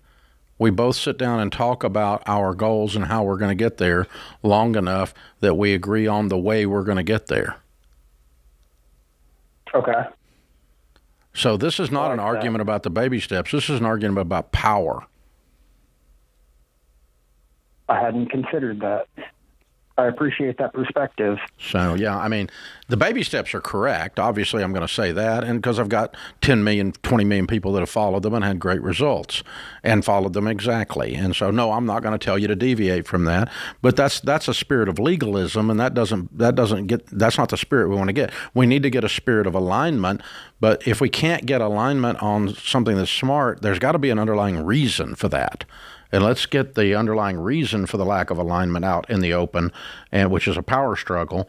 And let's try to get to the bottom of that and figure out what. Because if you're disagreeing about something like arguing about the baby steps, well, here's there's probably some other stuff that's out of line. This may be the 10th scheme, and your wife has said, I'm not doing that. Or it might be she wants to pay this one credit card that's been haunting her. And you're like, no, it's exactly what you said. It's about power. who's going to be right, and let's put the right or wrong aside and say, how can we be united? And usually that stuff takes care of itself. And the interesting thing is, if it's something like that, which credit card, that's such a temporary non-issue. Correct. Such a temporary non-issue, and so the big things are how are we going to become wealthy and get out of debt? Right. And what's the best way to do that? Let's get after it. And so if you do this and do this and do this, and we're going to do it with enthusiasm, then have at it. Right. But the most efficient way is to do the different things, the nuanced things that we talk about while you're doing the baby steps. Like, for instance, it's not a baby step, but if you keep getting a tax return, one of the things that people do is they adjust their withholding to where they get the proper amount coming home, and they have more money coming home to get out of debt with. That's not a baby step. Whether you keep your car or not, or too expensive a car that's in debt. That's not a baby step. But we're looking at, okay, we own a car that's $50,000 and we make $40,000. Well, that's not a baby step thing. That's just stupid. Just bad math, yeah. And so on. And so there's all these different things you've got to look at. I've got a whole life policy. It's got $24,000 in it. Good. Get some term insurance in place, which is the proper amount of life insurance to get 10 to 12 times your income. And term insurance will cost you nothing. And get that $24,000 and throw it at your debt. These are things that people do while they're doing the baby steps. But if somebody comes at their spouse and attacks them with the baby steps, it's not uncommon that we hear somebody try to throw something in the gears just to say, I want to have a say too, right? Yeah, my vote counts. Right. My voice counts. Right. Yeah. This is The Ramsey Show.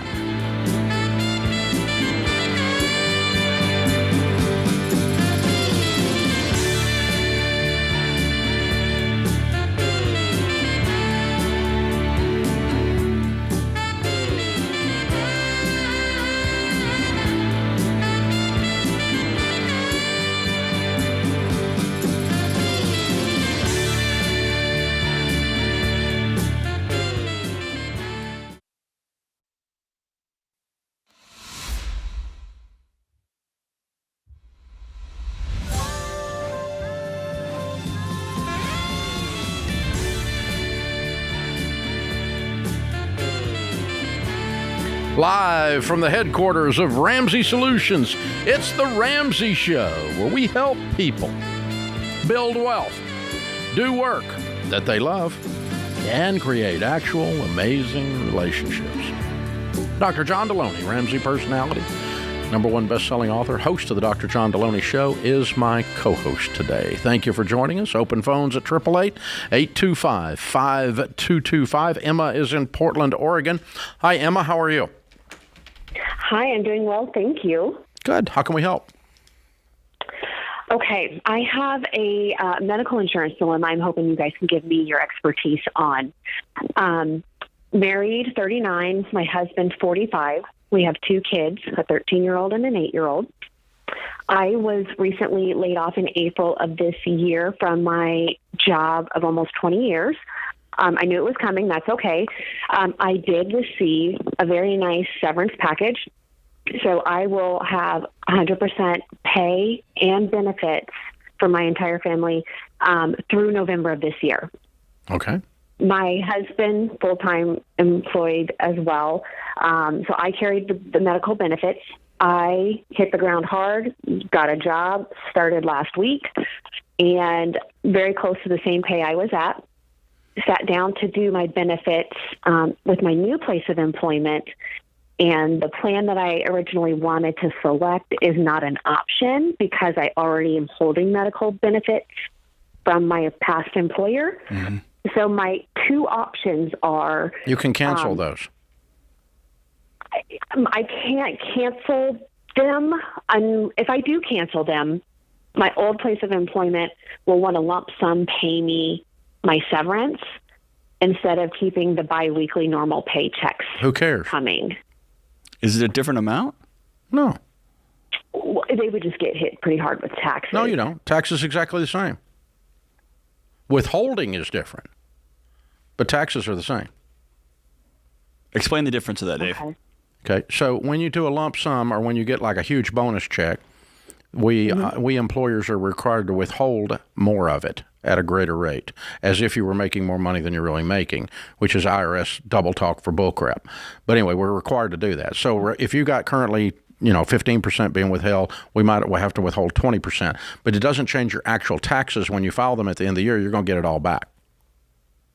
Okay. So can you select the option at the new employer and it start immediately that you like? I can if I don't have those other. If I select no, I don't have another I know, insurance. but you can't cancel if it's not going to start the next week. Yes, they're going to retro it back to July 1st. Yep.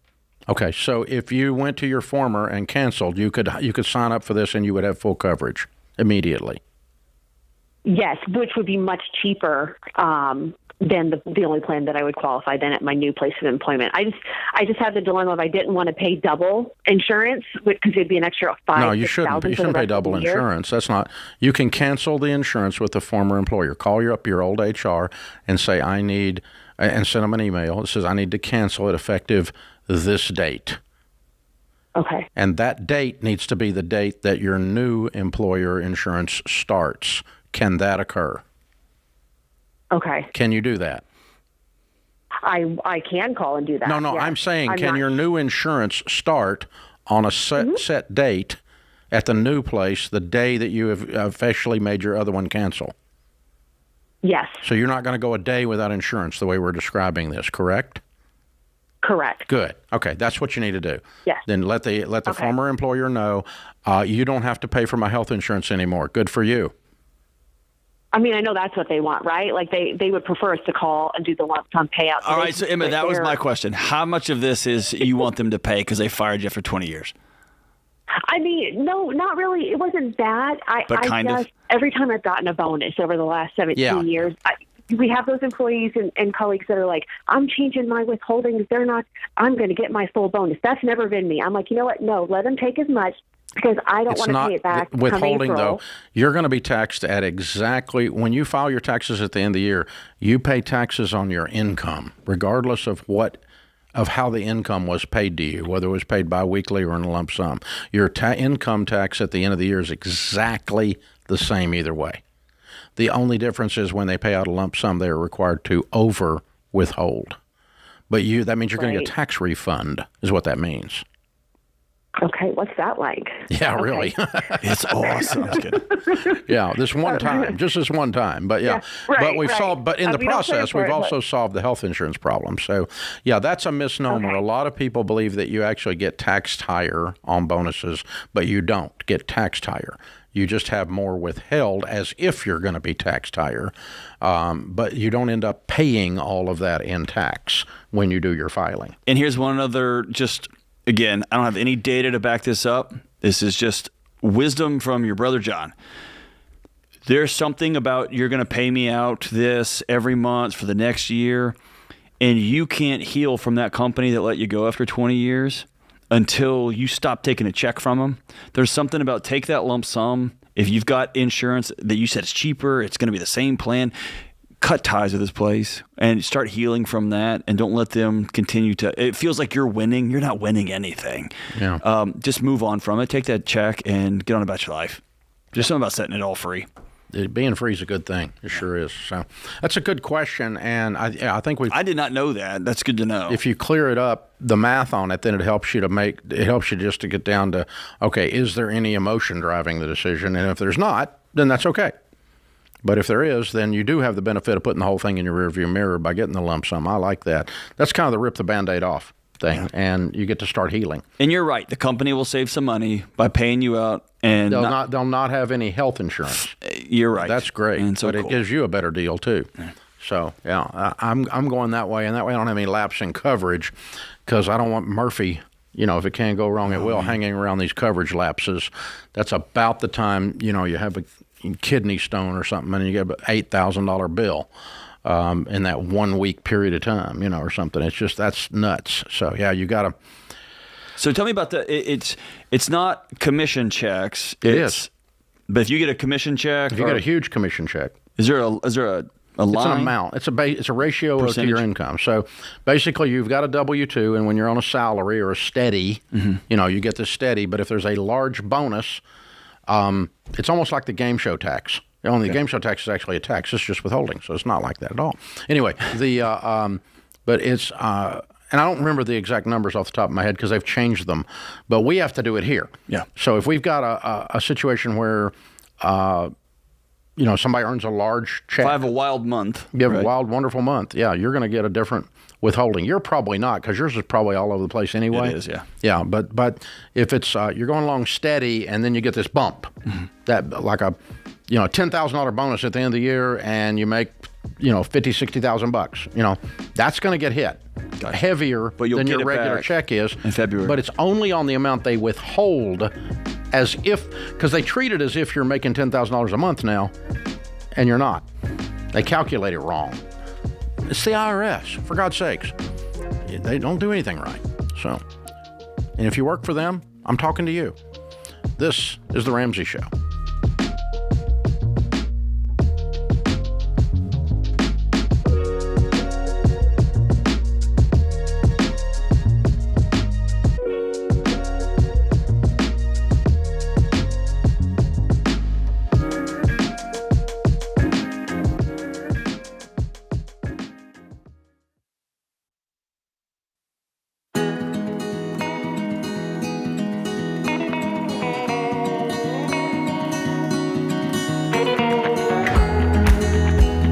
Hey, are you staying on track with your baby steps?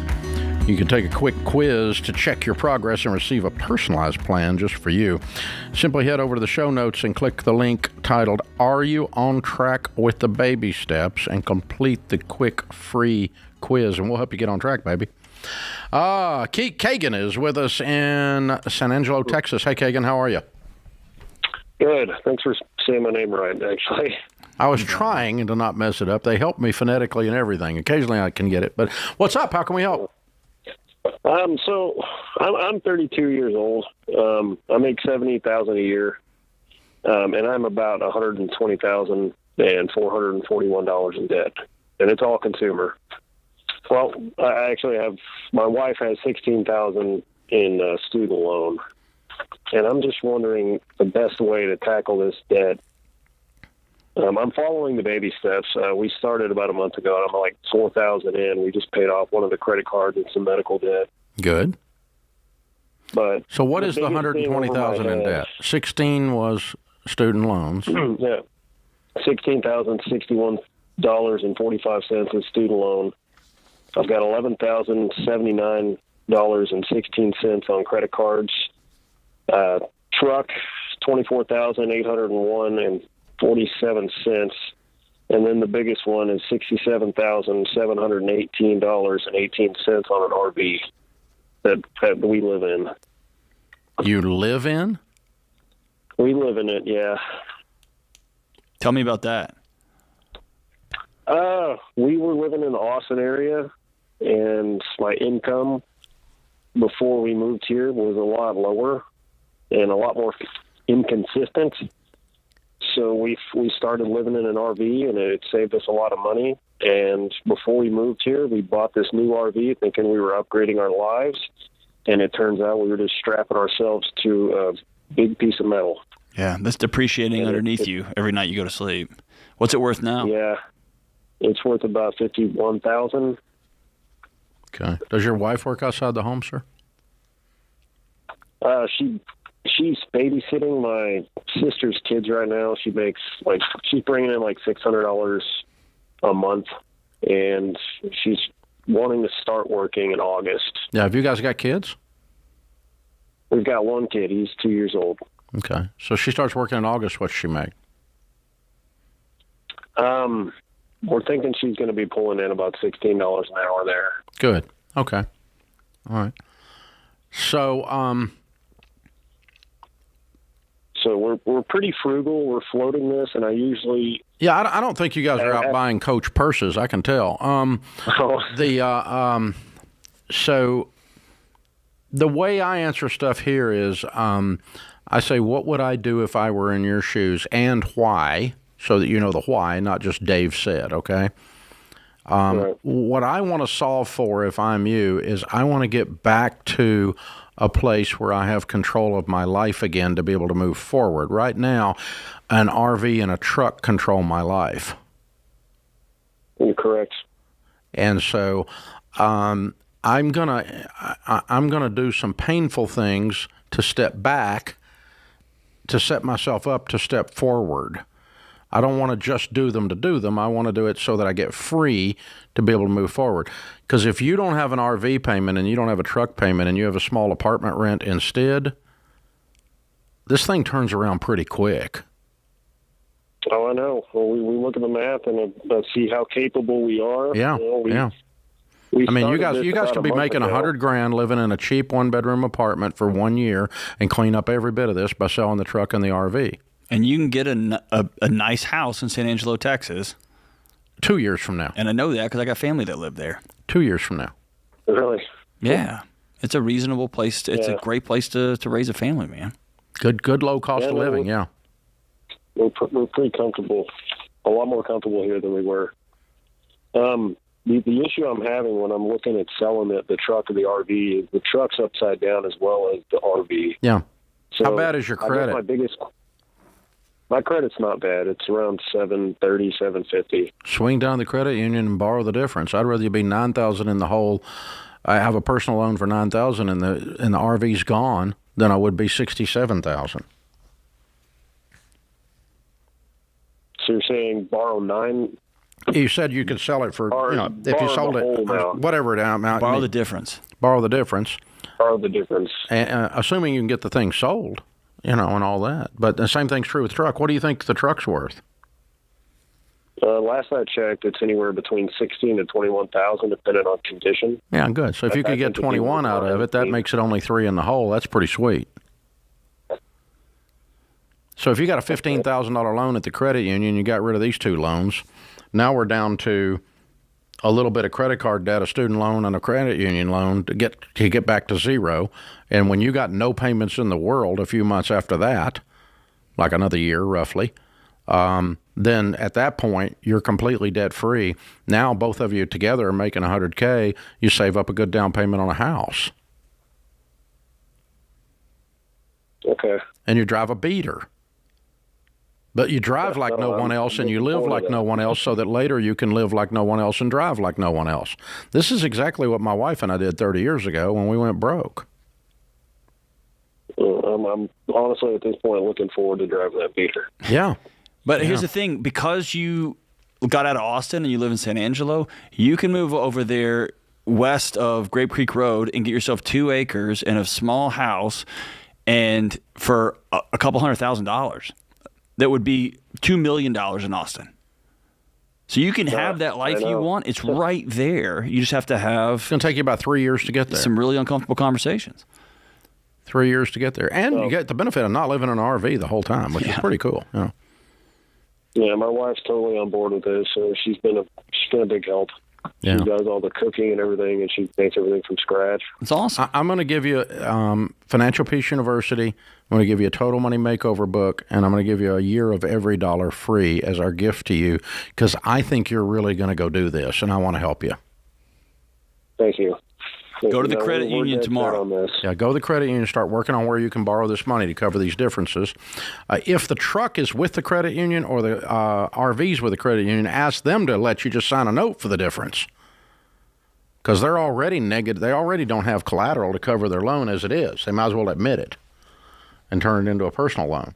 So, but if they're with the RV company or the Ford Motor, you're screwed. They're not going to do that, okay? But you have to go borrow it somewhere else. But I would rather you have $10,000 in credit card debt because you sold the RV, $10,000 more in credit card debt because you sold the RV than $67,000 on the RV. That's a good trade. It's a really good trade because you're going to get it paid off that much faster. Yeah. You got your cash back. You got your flow back. So you hang on.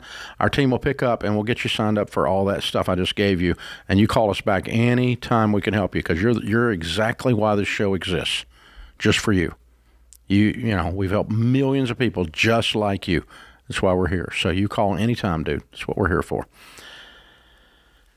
It's good when you are ready that the teacher appears, huh? Well, there's that moment, and I don't know how it happens, Dave, but you can hear it in the voice of a caller, like, oh, this person's going to go do it. And it's that mixture of fatigue and fired up, and I'll do whatever I got to do. And I'll sell the house out from underneath us. And you know what he's also selling? A dream. Yeah. He's selling a dream. I'm selling all this stuff because it's not working. I got a 2-year-old. It's time for me to put down some roots. My plan didn't work. I'm selling that. I'm selling all of it. The whole package. My Austin dream, I'm going to get a camper in Austin and do the Austin thing. And not bagging on Austin. I love Austin, but I'm selling all of it. I'm tired. I want peace. And man, when you get there, you can hear it on somebody's voice over the phone. And it's fantastic. You know, part of it is no one wins with money until they decide they don't care what other people think. That's it. Including the guy in your mirror. You got to go, I don't even care what you think.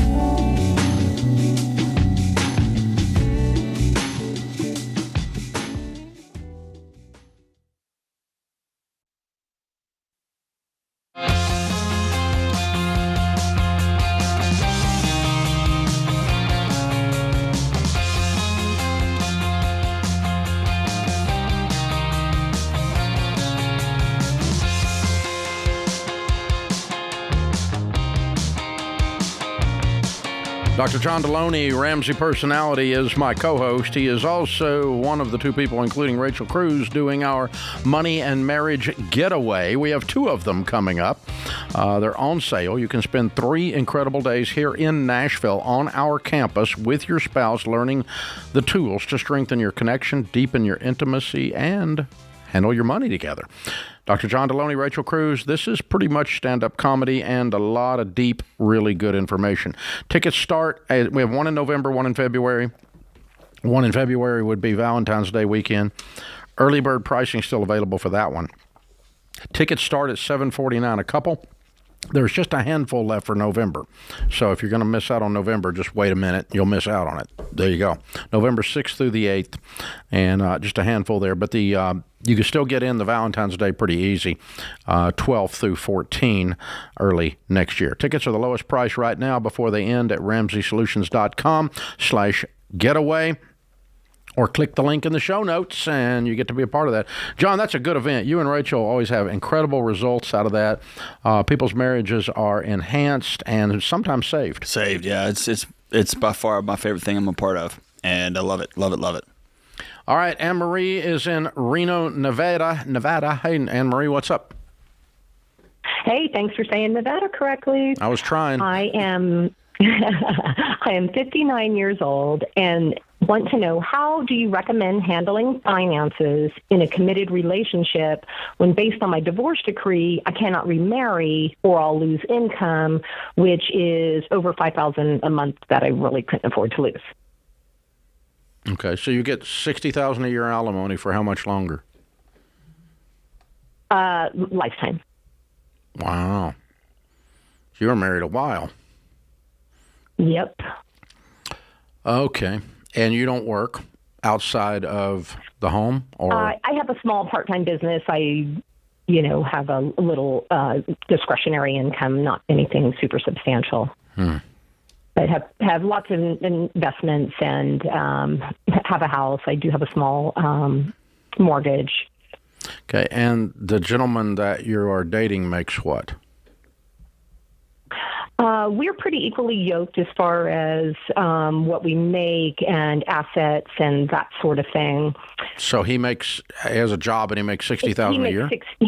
He'll make 60 plus and has his own home and other, assets. Okay. It's a very difficult question. And because I hear you guys all the time about be married, be married, be married. But I was like, I can't. I'm leaving too much on the table. No, you can. No, you can. It's just going to cost you. What is it worth to you? Yeah. That's it. So, is it your values over the money? That's what I mean. Yeah. So my problem is and John's problem, we're people of faith, we're Christians, and so Scripture tells us we can't be living with somebody we're not married to and be having sex with somebody we're not married to. That's what our faith book tells us. And so that's how we believe and how we live. And so if I were in your shoes, I wouldn't have any choices in that regard. I would have to say, all right, we're not living together, and or we're going to give up the $60,000. Let me ask you this. How long have you been divorced? Well, separated over 3 years. Originally, we had a separation agreement so I would not lose health insurance, and then we recently went ahead and divorced. When So was I the lost divorce final? 3 months ago. Oh, this is fresh. And yes and no, what but- does your ex make? Twice what I get. We've split everything 50-50. Literally everything. So he makes $120,000 a year, and you got $60,000 alimony. That was he offered that, didn't he? Well, it's No. Okay. All right. It's basically what I required. He agreed to it. Pretty well. We've It's been unusually high. financially- A judge usually would not have done that in most states. Okay. Well, we had already separated our finances long since, like 3 years ago. So as far as investments, all of that, everything was totally separate. We agreed everything 50-50. Of course, I supported him all these years as far as moving around the world and supporting his career. But and this the means kids this and, means you were blah, blah, already blah. in a serious relationship before your divorce was final. What happens when he's 75 and doesn't make 120 anymore? No, this is all retirement income. He makes 120,000 retirement income. Mm-hmm. So what is in his retirement? Is that a pension? Yes. Mm-hmm. Between pensions and Social Security. So he doesn't have a big nest egg then. Well, we both do because, How we big? spend financially all of our How married big? life. Or I'm going whatever. somewhere with this. I'm not just being nosy. How big? Okay. Well, I mean, we each have over $500,000 in other Okay, good. That's what I was after. I wasn't trying to shame you. I'm just trying to figure out what the flip's going on. All right. So the downside is that this is real fresh. If he had been paying this $5,000 long enough that he had a little bit of fatigue from doing it, which he doesn't have he's yet. been doing it for over 3 years. He's been doing it for over 3 years. Yeah. So you could offer Depends on him how a you look at it. buyout, a lump sum buyout. Mm-hmm. I don't understand what you're asking us. I'd not thought about that. Okay. That would set you free to get married, and it would set him free from you. Sounds like a win-win.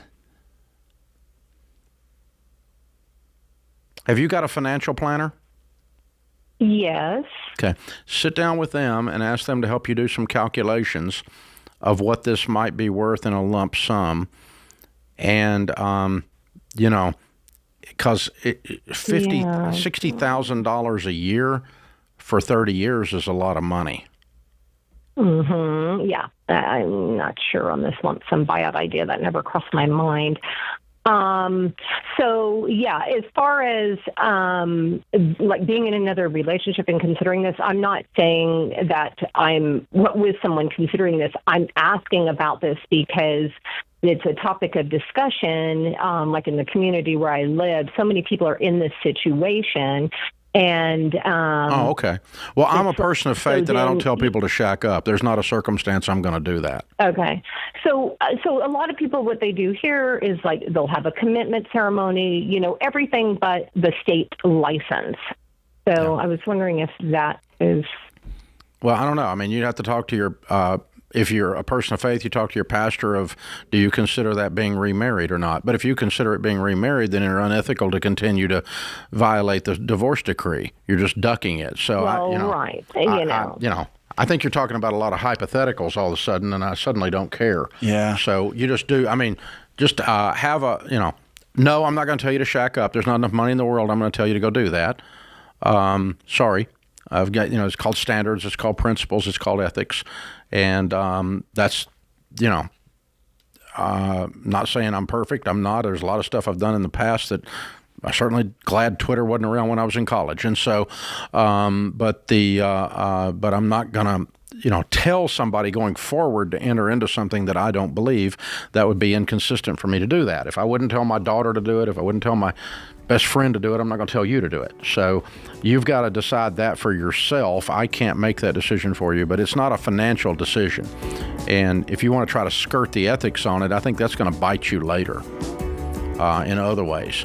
Because if you're willing to lie about that to get money, then what else are you willing to lie about to get money? And I'm just not going to do that. But I have negotiated a lot of lump sum buyouts, and they're really rather pleasant because everyone gets free. Everyone's happy. From the past, the tethering.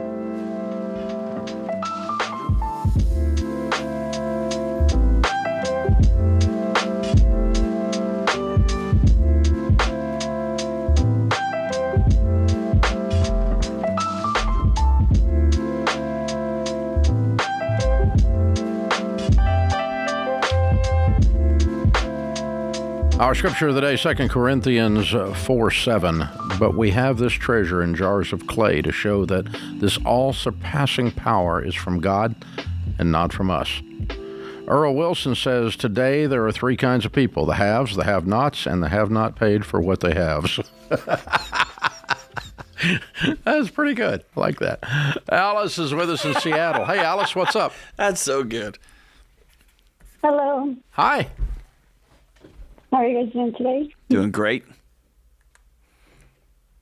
How can we help, Alice? My question was, how do I get over this fear of trying to start a career, like just even thinking about getting started before I've actually even started? I'm having trouble understanding you, honey. Speak directly into your phone, please. You're having a fear about what? How do I get over the fear of starting a career before I've even started? How old are you? I'm 28. 28. Okay. Are you nervous right now? Is that what I'm hearing in your voice? Yeah. Okay. Just all right. excited and nervous. Okay. All right. I just making sure I was hearing what I thought I was hearing. I didn't want to misjudge that. Okay. What are you scared of? I was failing, disappointing, like my employers or future employers. What's your new career?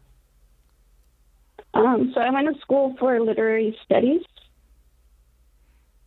My plan was always to go into editing, copy editing, or just freelance editing even.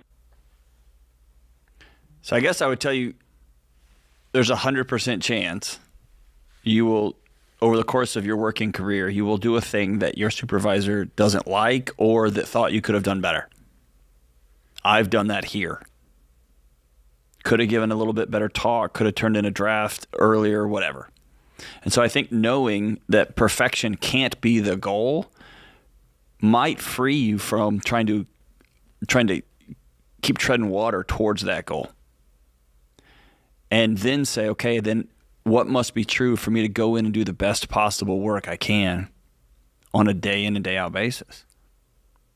How athletic are you?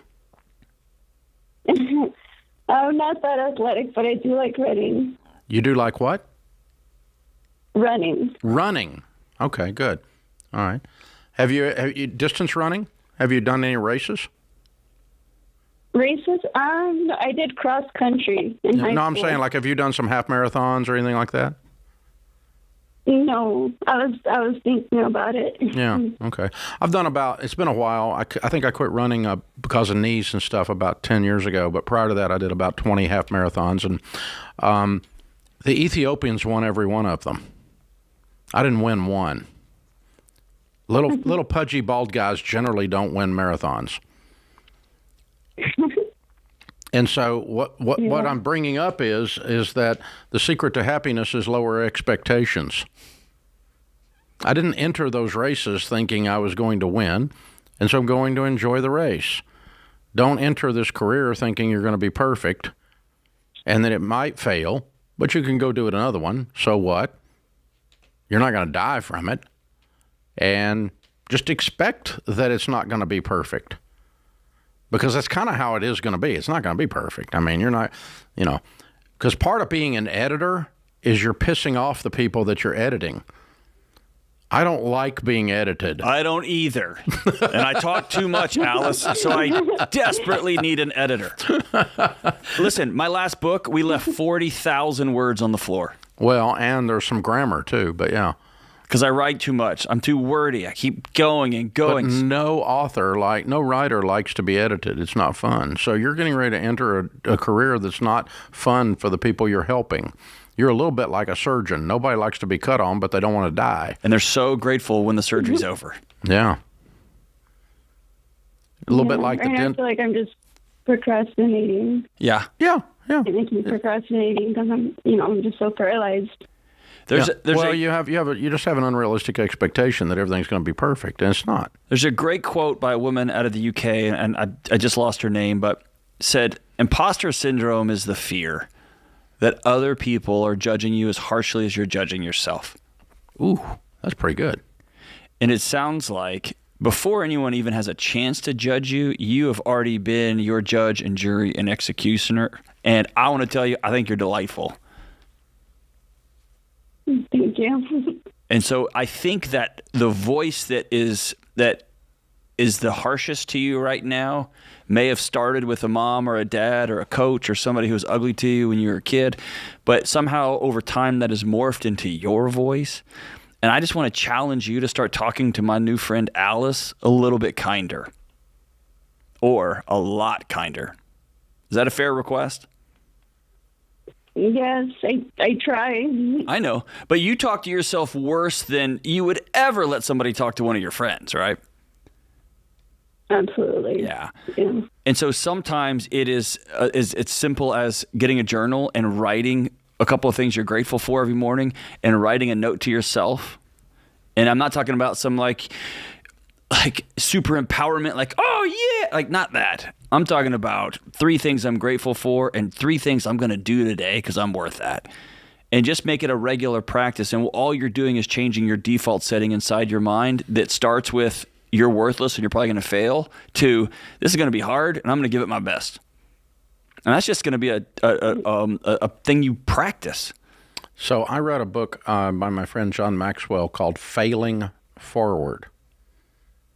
And one of the things he said in there that helped me on a lot of things is remember that when you're doing stuff, for instance, in business, we're always trying ideas, and the bulk of our ideas end up sucking. And then occasionally you get one that's brilliant, and they don't know about the other 90 things that you did wrong, but the brilliant one makes you look brilliant. And then you're on the cover of Success Magazine or whatever other bull crap's out there, right? And so, but he said in the book Failing Forward, he said, just reframe it and say it's not failure, I'm experimenting. I found one more way that it doesn't work. I found another way that it doesn't work. I took up golf. I found a lot of ways that doesn't work. The secret to happiness is low expectations. So I want to be excellent. I'm going to work hard. I'm going to experiment, though.